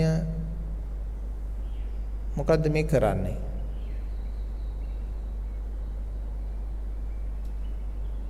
ඔබේ සිත මොකද්ද මේ කරන්නේ?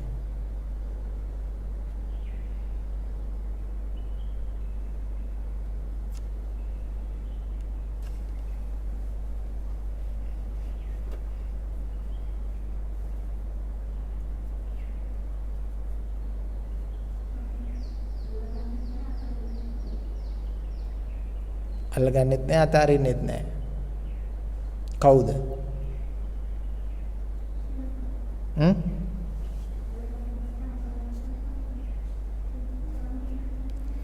අල්ලගන්නෙත් නැහැ අතාරින්නෙත් නැහැ මම.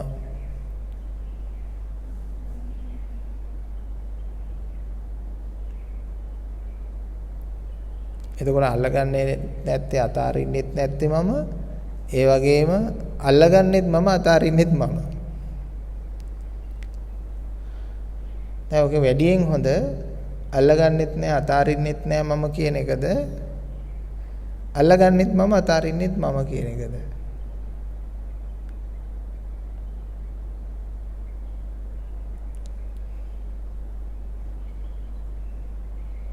මේ දෙකෙන් වැඩි හොඳ මොකද්ද?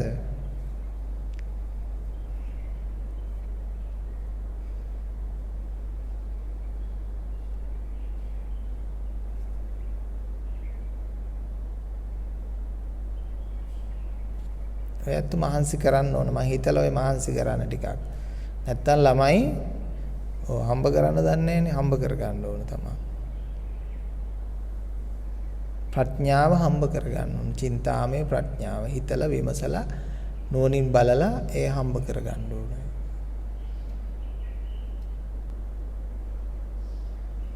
ඔහොම ඉස්සරහට යන්න. ඔහොම විමර්ශනය කරගෙන ඉස්සරහට යන්න. ඒ අවශ්‍ය ප්‍රමාණයට මොලේ විවෘත වෙන්නේ නැතුව දර්ශනේ පහළ වෙන්නේ නැහැ. ඒ නිසා විවෘත වෙන්න ඉස්සරහටම විදියටම බලාගෙන යන්න.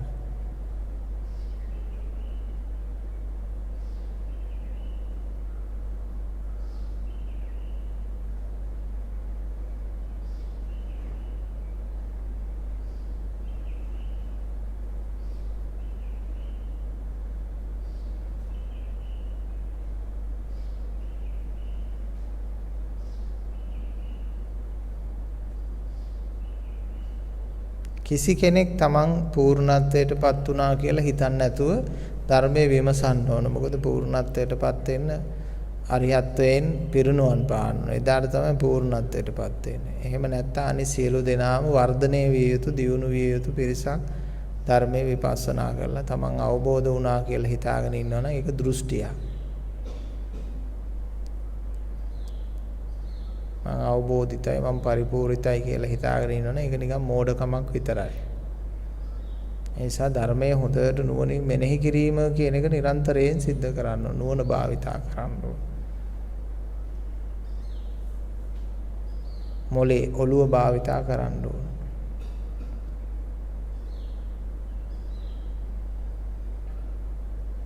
සමහර අයට හිමින් කල්පනා වෙන්නේ, සමහර අයට බොහොම ඉක්මනින් දේවල් ගලපන්න පුළුවන්. කොහොම හරි ධර්මයේ ඉන්න ඕන. ඒක තමයි විපස්සනාව.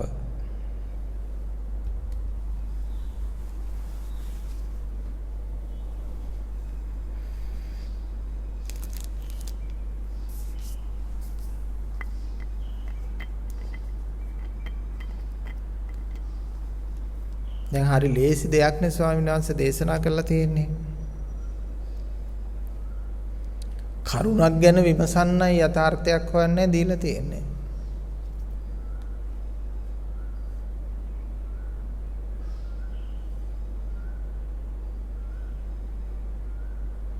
කරුණ අමතක වෙනවා නම් ආයි කරුණ මතක් කරගන්න ඕන.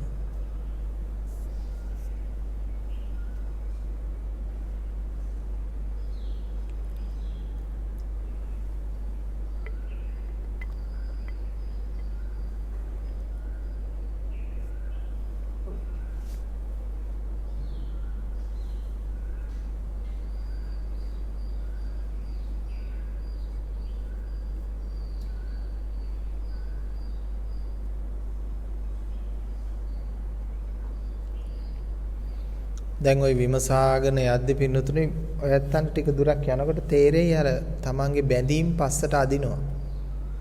එතකොට ඒ අදින්නේ මොන වගේ බැඳීම්ද කියලා තමන්ටම තේරෙයි. තමන්ගේම දක්ෂතාවයෙන් ඒව බිඳ ගන්න. මෙදින්න අපහසුම දේවල් තියෙනවා නම් අපි ඒ පිළිබඳව ධර්ම කරුණු පැහැදිලි කරලා දීලා අපිට පුළුවන් ඒව බිඳ ගන්න උදව් කරන්න.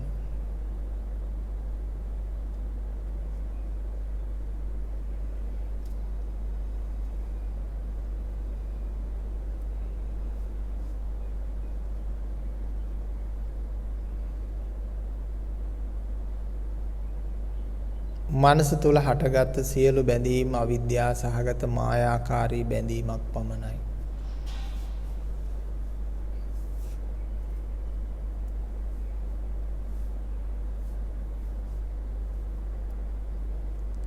සෑම හොඳක්ම නරකක්ම මනෝ සංකල්පනාවක් හැටියට බැඳුණු අවිද්‍යා සහගත සංස්කාරයක්.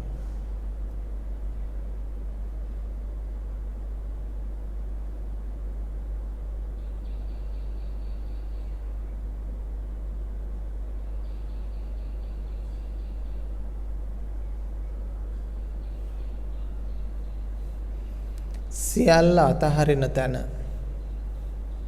එතන බලන්න කෙනෙක්වත් නැහැ පින්නතුනේ.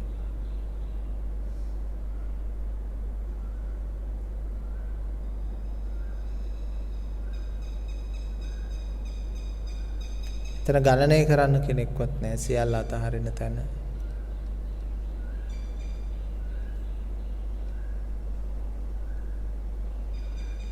තේරෙන්නේ නැත්නම් දහස් වරක් ඒක තේරුම් ගන්න මහන්සි ගන්න. ගම්බීරෝ අයන් ධම්මෝ පණ්ඩිත වේදනියෝ.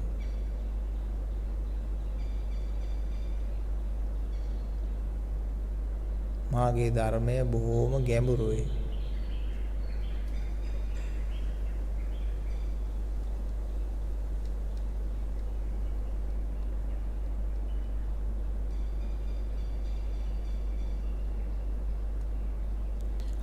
සාපේක්ෂිත වාදයෙන් බලන්න එපා. කර්ම වාදයෙන් බලන්න එපා. කාලයෙන් බලන්න එපා. ස්ත්‍රී පුරුෂ භාවය තුල පිහිටා බලන්න එපා. සත්පුජ්‍යල ආත්ම දෘෂ්ටියේ මඤ්ඤමානයේ පිහිටා බලන්ට එපා.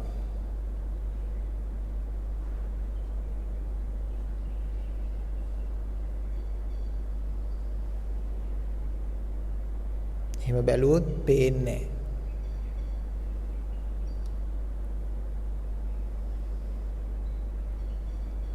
දෙපයින් නිවනට යා හැකිද?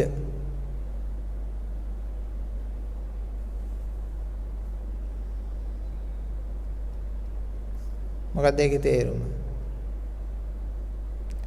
දෙපයින් නිවනට යා හැකිද?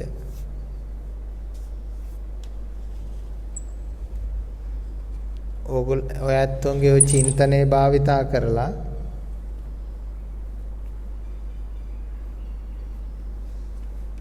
හොඳ නරක වශයෙන් බෙදලා බලන එකටම තමයි ඔය දෙපය කියලා කියන්නේ. දෙපයින් නිවනට යා හැකිද? දෙපයින් නිවනට යන්න බෑ.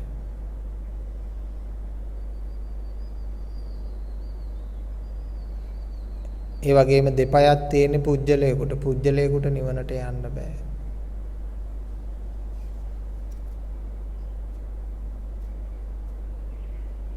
එහෙමනම් ඒ සියල්ල අතහැර යා යුතුයි.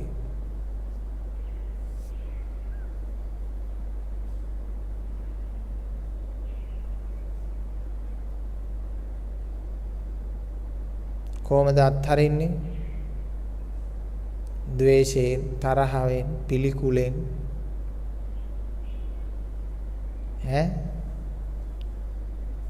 දස ජීවිතකය බලලා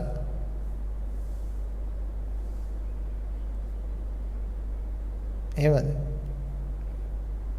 අත්හරින්න තියෙන්නේ කරුණක් කියලා හිතලා ඔහොම වැඩ කළාට අත්හරින්න තියෙන්නේ සිතක්. අත්හරින්න තියෙන කරුණු නෙමෙයි, අත්හරින්න තියෙන සිතක්. ඒකවත් තේරෙනවද?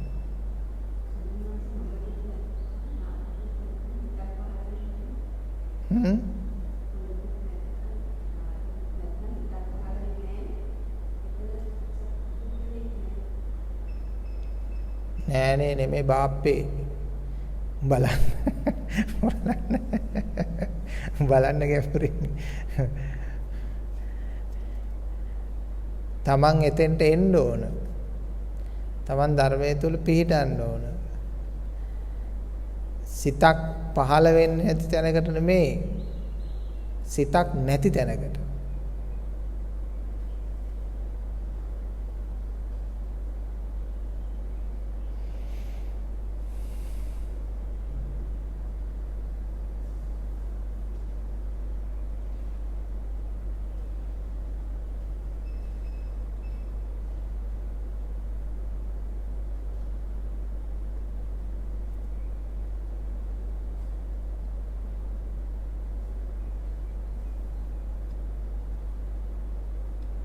මොකද මට හරි කියන්න බෑ. හරිම තැනට ඔය ඇත්තෝ ඇවිල්ලා ඒ ප්‍රකාශනය සිද්ධ කරනවා. මොනවා හරි පොඩි හරි දුර්වලතාවයක් තියෙනවා නම් ඒක 10%ක් 25%ක් හරි දුර්වලතාවයක් තියෙනවා නම් ඒක කියන්න වෙනවා. ඒක එහෙමයි කියලා. හරියට කිව්වොත් හරි කියලාත් කියනවා.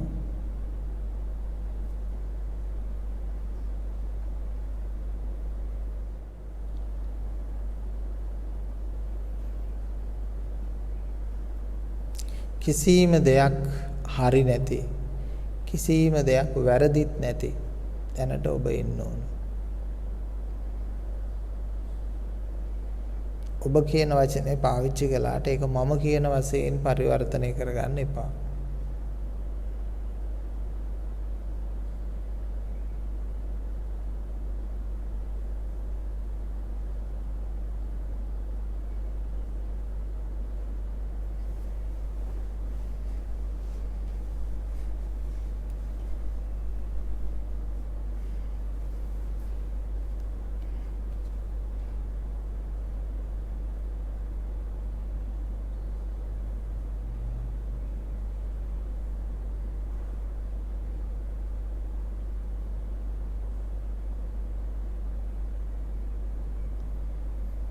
දැන් ඔයත් ඔය උත්සාහ කරන් තේරුම් ගන්නද?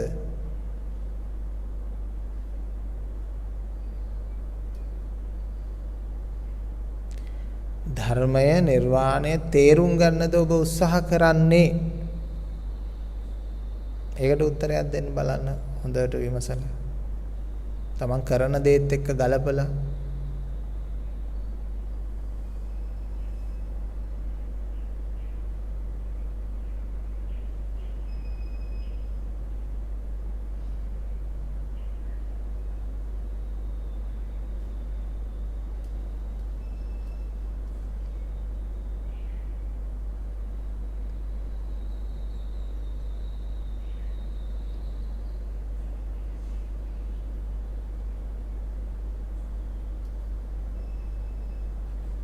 සෑම විටම වෙන විදර්ශනාවක් ධර්මයට ගලපන්න ඕන. මේ මොහොතේ කෙරෙන විදර්ශනාවක් ධහමට අනුගත වෙන්න ඕන.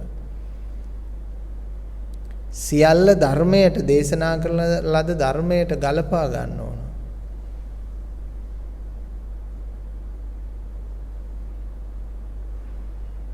සියලු මාර්ග සංඥා අනුගමනය කරන්න ඕන. අනුගත කර ගන්න ඕන. එහෙම නැත්නම් හරි තැනට යන්න බෑනේ.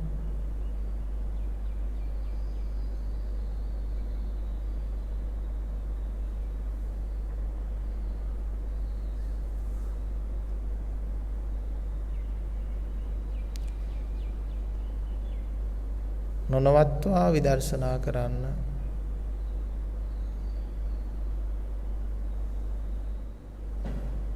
වැටහෙන්නේ නැති දේ කොහොම හරි වටහාගත් ධර්මයේ තුල පිහිටන්නට වෙර දරන්න ඕන.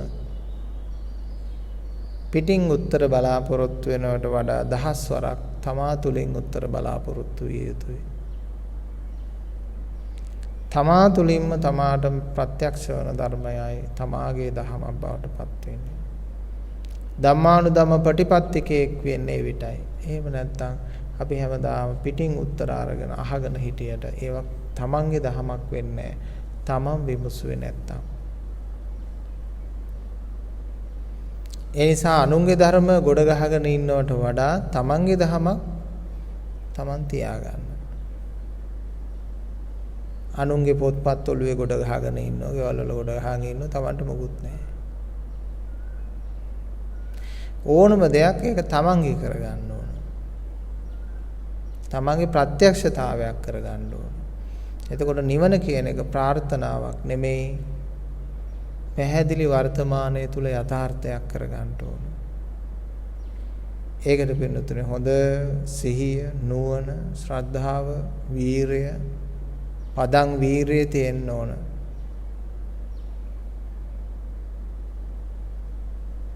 ඒකට හේතුව ඔය එකක් හරි බිඳුනොත්, නොණ්ඩි ගැහුවොත් මේ ගමන ප්‍රමාද වෙනවා. මේ ගමන යද්දී එක පැත්තකින් නීවරණ එනවා, එහෙම් පහර දෙනවා. සංයෝජන වල බල ඇවිස්සෙනවා. ඒව පහර දෙනවා. මේ ඔක්කොම ගිනි කාගෙන ඉස්සරහට යන්න ඕන යුද බට ඇතෙක් වගේ. යුද බට ඇත්තු හදලා තියෙන ගිනි කාගෙන උල් කාගෙන ඉස්සරහට යන්න ඒ වගේ තමයි. යුද බට ඇතෙක් වගේ ඔබ යන්න ඕන ඉස්සරහට. ශරීරයේ දුර්වල උනාට කමක් නැහැ හිත ශක්තිමත් නම්. හිත ශක්තිමත් නම් එයත් ධර්මය ස්පර්ශ කරන අවබෝධ කර ගන්නවා. ප්‍රත්‍යක්ෂ කටයුතු ධර්මයක් කර ගන්නවා. සිත ශක්තිමත් වෙන ධර්මයේ දුටු හැම කෙනාගේම හිත හරි බලවත්, සාධාරණ, යුක්ති සහගත, යථාර්ථවාදී, ප්‍රාථමික අදහස් සංකල්ප නැති හරි මනාකොට පිහිටි හිතක්මයි සද්ධර්ම අවබෝධය කරන්නේ. හීන සිතවිලි ධාමයන්, සිතවිලි රටාවන් තියෙන අය ධර්මයේ දකින්නේ නැහැ. ඔබට ධර්මයේ විමසන්න ලැබිලා තියෙන මේක තමයි භාවනාව. ධර්මයේ විමසන එක තමයි, තේරුම් ගන්න උත්සාහ කරන එක තමයි භාවනාව, විදර්ශනා භාවනාව. එදා ඒක තමයි කරේ. බුදුරජාණන් වහන්සේ දේශනයක් කළාම මිනිස්සු ගැඹුරින් හිතුවා. හිතනකොටම ධර්ම මණ්ඩපයේදීම ධර්ම අවබෝධයටපත් වුණා.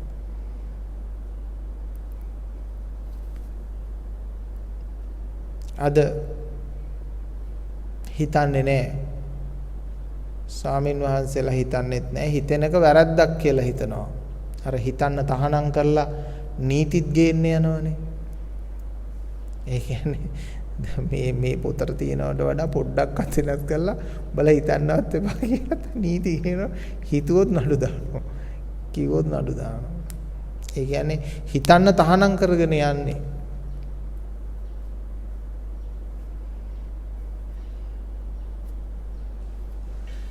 ඒ නිසා ඉක්මනට හිතන්න තහනම් වෙන කාලේ එන්න කලින් දැම්ම හිතන්නේ.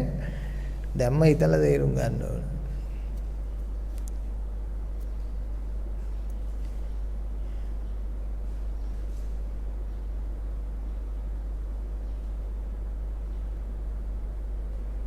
හිතන්න, කතා කරන්න. ලෝකේ තහනම් නැහැ. මොකද හේතුව? ලෝකේ නැත්තම් ප්‍රගමනයක් දියුණුවක් ඇති වෙන්නේ නැහැ. හිතන්න තහනම් කළොත්, කතා කරන තහනම් කළොත්, සංවාදයේ තහනම් කළොත්. එහෙමනොත් ඉතින් සිරීපාද ගැන එක සින්දුව එළිය වෙන්නේ. තව සින්දු ලිය වෙන්නේ නැහැ.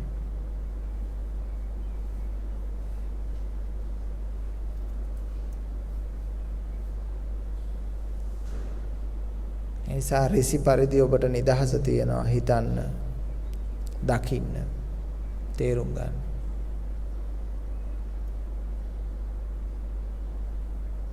ඔබ තුල අවබෝධය පරිපූර්ණ නොවන්නේ කුඩා හෝ සුළු වැරද්දක් තමා තුල ඇතයි කියලා Taman තේරුම් ගන්න ඕන. ඊටාම් සුළු වැරද්දක් ඇති.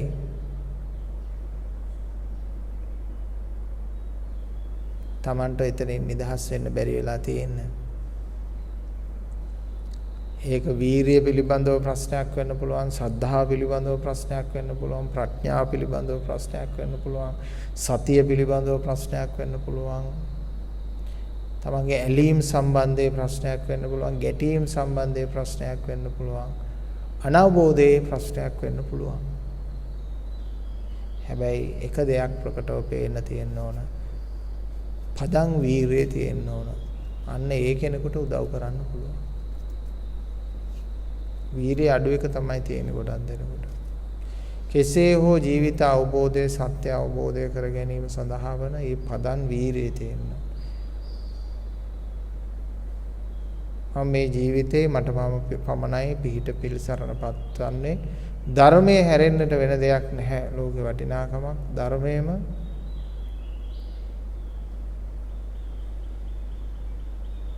අවබෝධ කරගන්නවා. දහම් සොඬ රජ කෙනෙක් හැටියට. දහම් සොඬ රජ කෙනෙක් හැටියට. සියල්ල අතහැර දාලා. ඉතින් දහම් සොඬ රජුරු රාජ්‍යයක් අතහැරලා දාලා ආවා. අපිට තියෙන මේ ගෙවල් දරවල් හට්ටි වලන් ටිකක් අතහැරලා ඉන්න විතරයිනේ. ඇයි අපිට ඒක බැරි? අපි මොන තරම් දුර්වලද?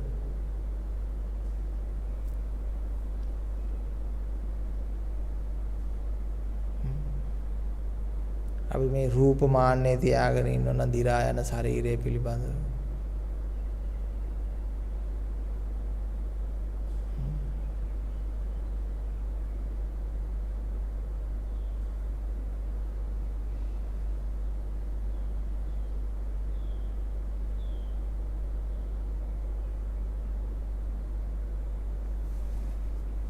කුමකද ඔබ බැටලී ඉන්නේ? සියුම් වශයෙන් හෝ මහා වශයෙන් කියලා ඔබ හොයාගෙන ඔබ ඒව සිතෙන් ගලවලා දාන්න ඕන. සිතෙන් ගලවලා දාන්න සම්පූර්ණයෙන්.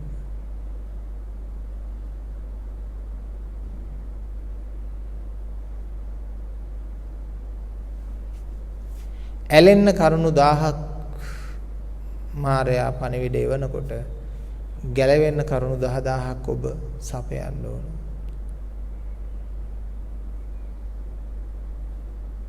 තේරුණා නේද?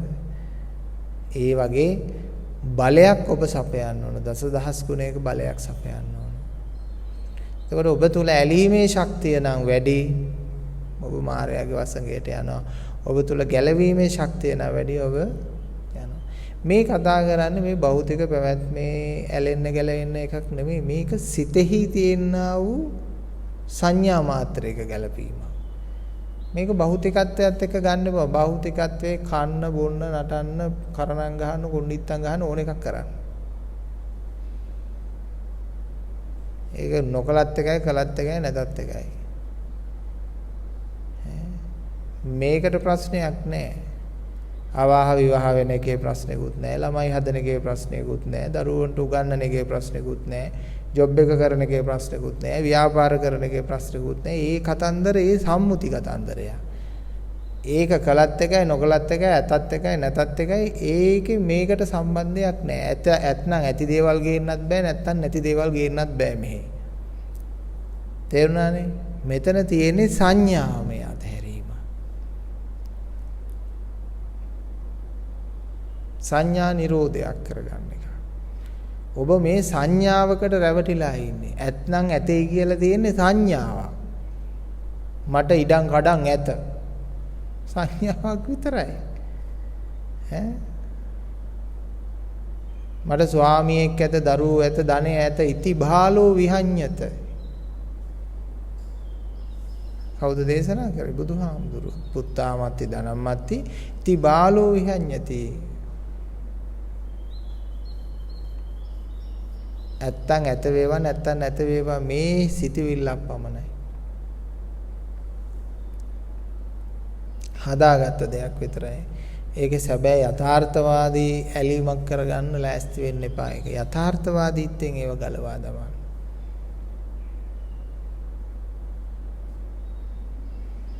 භෞතිකයෙන් නෙමෙයි මේක තේරුම් කරගන්න. ගැඹුරු ආධ්‍යාත්මයේ. ඇලීම් නැති පුජ්‍යලයක් වෙන්නත් එපා, ඇලීම් ඇති පුජ්‍යලයක් වෙන්නත් එපා. ඊළඟට මගෙන් ඇහුවොත් එහෙම ඇලීම් ඇති පුජ්‍යලයද හොඳ, ඇලීම් නැති පුජ්‍යලයද හොඳ කියලා ඇහුවොත් මම කියන හොඳ නැත්තේ ඇලීම් නැති පුජ්‍යලය. මොකද එයා හරි ද්වේෂාගතයි. ඇලීම් ඇති පුජ්‍යලය වැදගත්කමකුත් නැහැ. ඇලීම් නැති පුජ්‍යලය වැදගත්කමකුත් නැහැ ධර්මයට. ඒකට හේතුව ඇලෙන්නේ නැත්තේත් පුජ්‍යලයා, ඇලෙන්නේත් පුජ්‍යලයා. එතකොට ඇලීමෙන්ද නොඇලීමෙන්ද ආර්ය ශ්‍රාවකයෝ වාසය කරන්නේ? ඇලීමෙනුත් නොවේ, නොඇලීමෙනුත් නෙමෙයි. දැන් මම දිහා බලාගෙන ඉන්න හොඳට අහුම්කම් දෙනවා නම් මම මේ දේශනා කරන්නේ ඇලීමෙනුත් නෙමෙයි, නොඇලීමෙනුත් නෙමෙයි. මොකෙන්ද?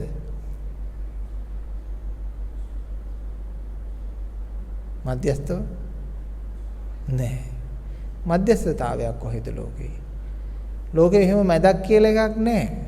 විශ්වයේ මැදක් නැහැ පින්නතුනේ. ලෝක බෝලේ මැදක් නැහැ. ඕන කෙනෙකුට ඕන මැදක් හදාගන්න පුළුවන්. මැදක් එහෙම නැහැ.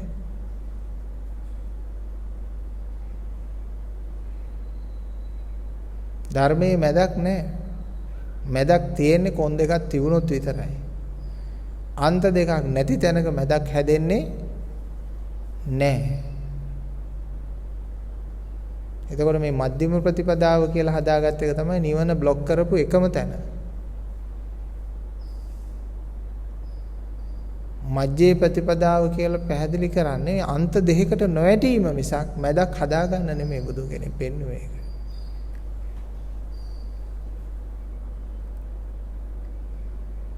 ඇත්ත මැදක් හදාගෙන ජීවත් වෙන්න එපා. තාම ඉන්නව නේද මමයා? පැන දැන් කොයි වගේ මුල්ලකට පැනලාද එයා ඉන්නේ?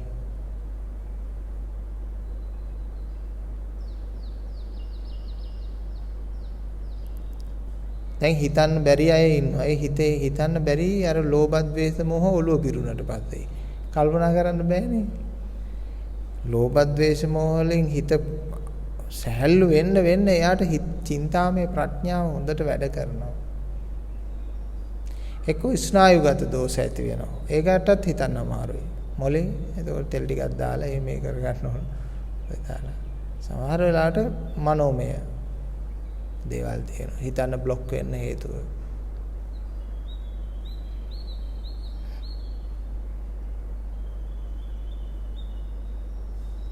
තමා තුලින් මතු කරගන්න මානසි ගන්න ඕන.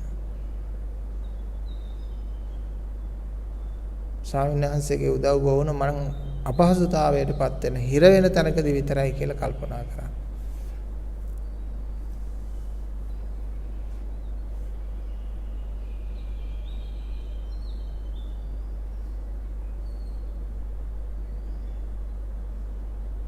ඔබට ලැබුණු මේ මහඟු අවස්ථාව ප්‍රයෝජනය ගන්න. මේ පොහොය දවස් කියලා කියන්නේ ප්‍රඥාව වර්ධනය වෙන දවස්. ගොඩාක් දෙනේ ධර්ම අවබෝධයන් සිදු කර ගන්න දවස්.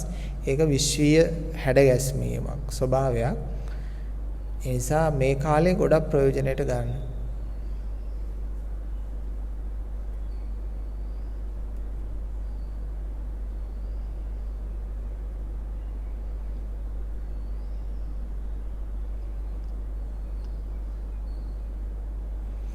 බුදුවරු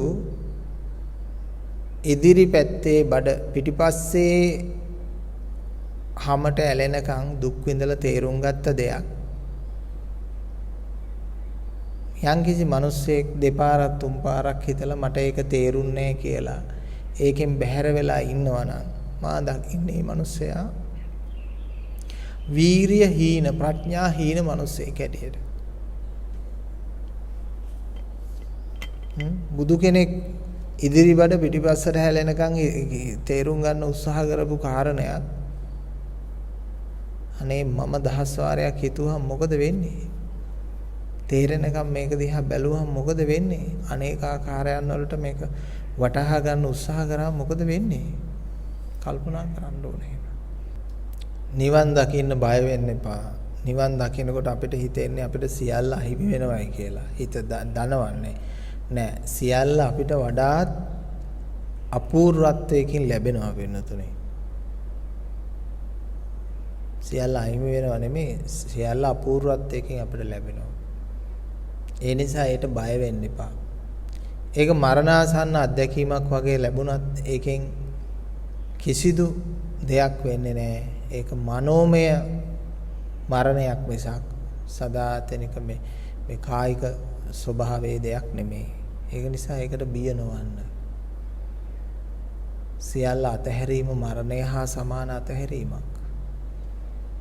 ඒ නිසා ජීවත් වෙලා සිටීදී මැරිච්ච අය තමයි සද්ධර්මය අවබෝධ කළා කියලා කියන්නේ.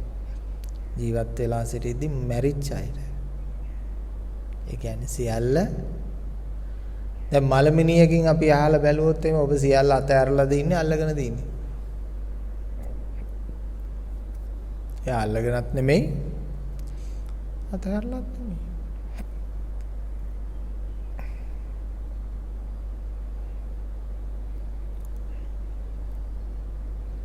කිසිම දෙයක් අල්ලගෙන ජීවත් වෙන්නත් එපා අතහැරලා ජීවත් වෙන්නත් එපා. ඒ කියන්නේ අල්ලගෙන ඉල්ල අතහැරිල්ලයි කවලමට කරන්න. නැහැ එහෙම එකක් කිව්වේ නෑ. මොකද්ද මේ කතා කරන ගැඹුරු කතාව? ඔබට 100 වාරයක් 1000 වාරයක් දසදහස් වාරයක් හිතන්න මෙනෙහි කරන්න අවකාශය සැලසෙනවා. පැහැදිලිද?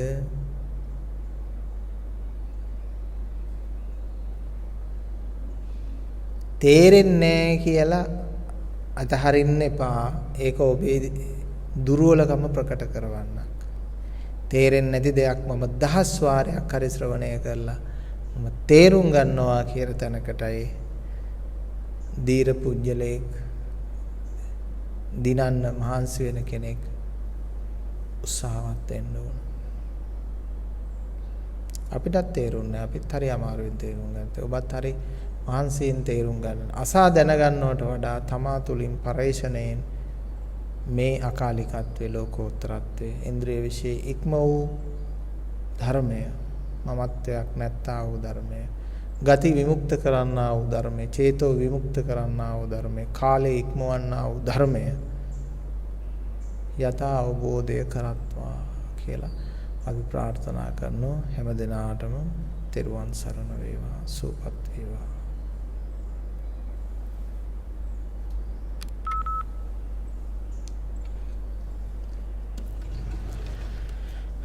අද දිනේ විශේෂ දායකත්වයක් සහ පොහොය දින දායකත්වයක් දක්වමින් ඒ සිදු කරන ලබන දෙපළටම දෙපාර්ශවයටම පුණ්‍ය ආනුමෝදනා සිතින් අපි පින් අනුමෝදන් කරනවා. අද දවසේ පොහෝ දිනේ දායකත්වයේ ධර්මයෙන් කටයුතු කරනු ලබන්නේ රංජනී ගමගේ පින්වත් මහත්මිය.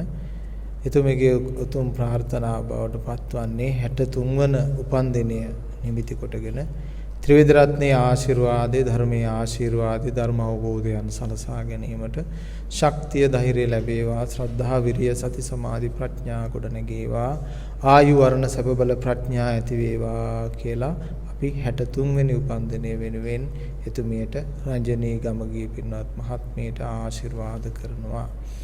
ඒ වගේම පුණ්‍යානුමෝදනා කිරීමට බලාපොරොත්තු වෙනවා උක්වක්තගේ මයිනෝනා පින්වත් මාතාවටත් ඒ වගේම ගමගේ එඩ්වින් සිඤ්ඤෝ පින්වත් පියාණන් වහන්සේටත් ආයිදනෝනා හා ලුයිස් සිඤ්ඤෝ යන දෙමව්පියන් ඇතුළු දෙපාර්ශවයේම මිය පරලෝ යන්නට යෙදුණු වංශ පරම්පරාගත ඥාති හැම දෙනාටම පින් අනුමෝදන් කිරීමට බලාපොරොත්තු වෙනවා.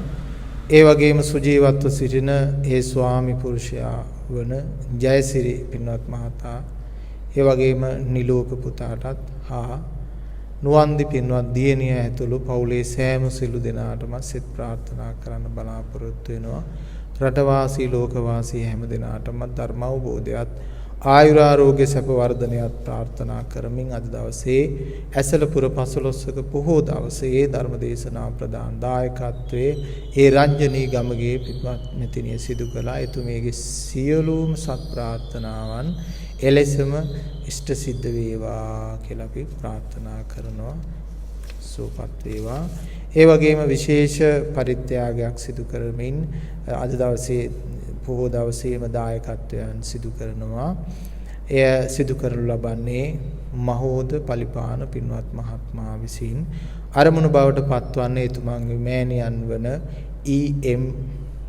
මැණිකේ පලිපාන පින්වත් මාතාවගේ ජුනි මාස 24 වන දිනයේදී තිබෙන ඒ ජන්මදිනයේ නිමිත්තෙන් එතුමියට ගුණානුස්මරණ දිනය අරමුණු කොටගෙන එතුමියට පුණ්‍යානුමෝදනා කිරීමටයි බලාපොරොත්තු වෙන්නේ. එතුමියගේ සංසාරික ගමන භව ගමන සුවපත් වේවා කියලා අපි ප්‍රාර්ථනා කර සිටිනවා. ඒ වගේම නැසී ගිය H.B.M. පලිපාන පින්වත් පියාණන් වහන්සේගේ සසර ගමන සුගතිගාමී වීම පිණිස පුණ්‍යානුමෝදනා කිරීමට බලාපොරොත්තු වෙනවා. ඒ වගේම නේකල පලිපාන හා කොයින්දු පලිපාන යන දරුවන්ගේ අධ්‍යාපන කටයුතු ਸਰව ප්‍රකාර වෙන්නට තුරුණුවන්ගේ ආශිර්වාදය ප්‍රාර්ථනා කරමින් අද දවසේ දායකත්වයේ දක්වනවා. ඒ වගේම ස්වාමින් වහන්සේටත් එම පවුලේ හැම දෙනාටමත් නිදුක් නිරෝගී සුවපත් භාවය ප්‍රාර්ථනා කරමින් ලෝකවාසී හැම දෙනාට සෙත් ප්‍රාර්ථනා කරමින් ඒ විශේෂ දායකත්වයේ දැක්වූ මහෝද පලිපාන පින්වත් ඒ මහත්මාණන්ගේ සියලුම සත් ප්‍රාර්ථනා බලාපොරොත්තු ඉෂ්ට සිද්ධ වේවා කියලා අපි ප්‍රාර්ථනා කරනවා. අද දවසේ දායකත්වයේ දැක්වූ පින්වත් රංජනී ගමගේ පින්වත් මහත්මියටත් ඒ වගේම මහෝද පලිපාන පින්වත් ඒ මහත්මයා දෙපළටත් ඒ දායකත්වයන් දැක්වූ සියලු දෙනාටමත් තුනුවන්ගේ ආශිර්වාදය ලැබේවා. පැමිණ ධර්ම ශ්‍රවණය කරපු හැම දෙනාටමත් අන්තර්ජාලය ඔස්සේ ධර්ම ශ්‍රවණය කරපු හැම දෙනාටමත් ඒ වගේම රටවාසී ලෝකවාසී හැම දෙනාටමත් මේ සියලු විපත්ති කරදර වලින් අත්මිදී ආයුරාරෝග්‍ය සැප වර්ධනය වේවා. අප්‍රමාදීව තථාගතයන්න් වහන්සේගේ ධර්මය ශ්‍රවණය කරත්වා ධර්මය අවබෝධ කරගනිත්වා. එයින් ජීවිතය සැනහේවා දෙලොව යහපත වේවා නිවනින් සැනසේවා කියලා අපි ප්‍රාර්ථනා කරනවා.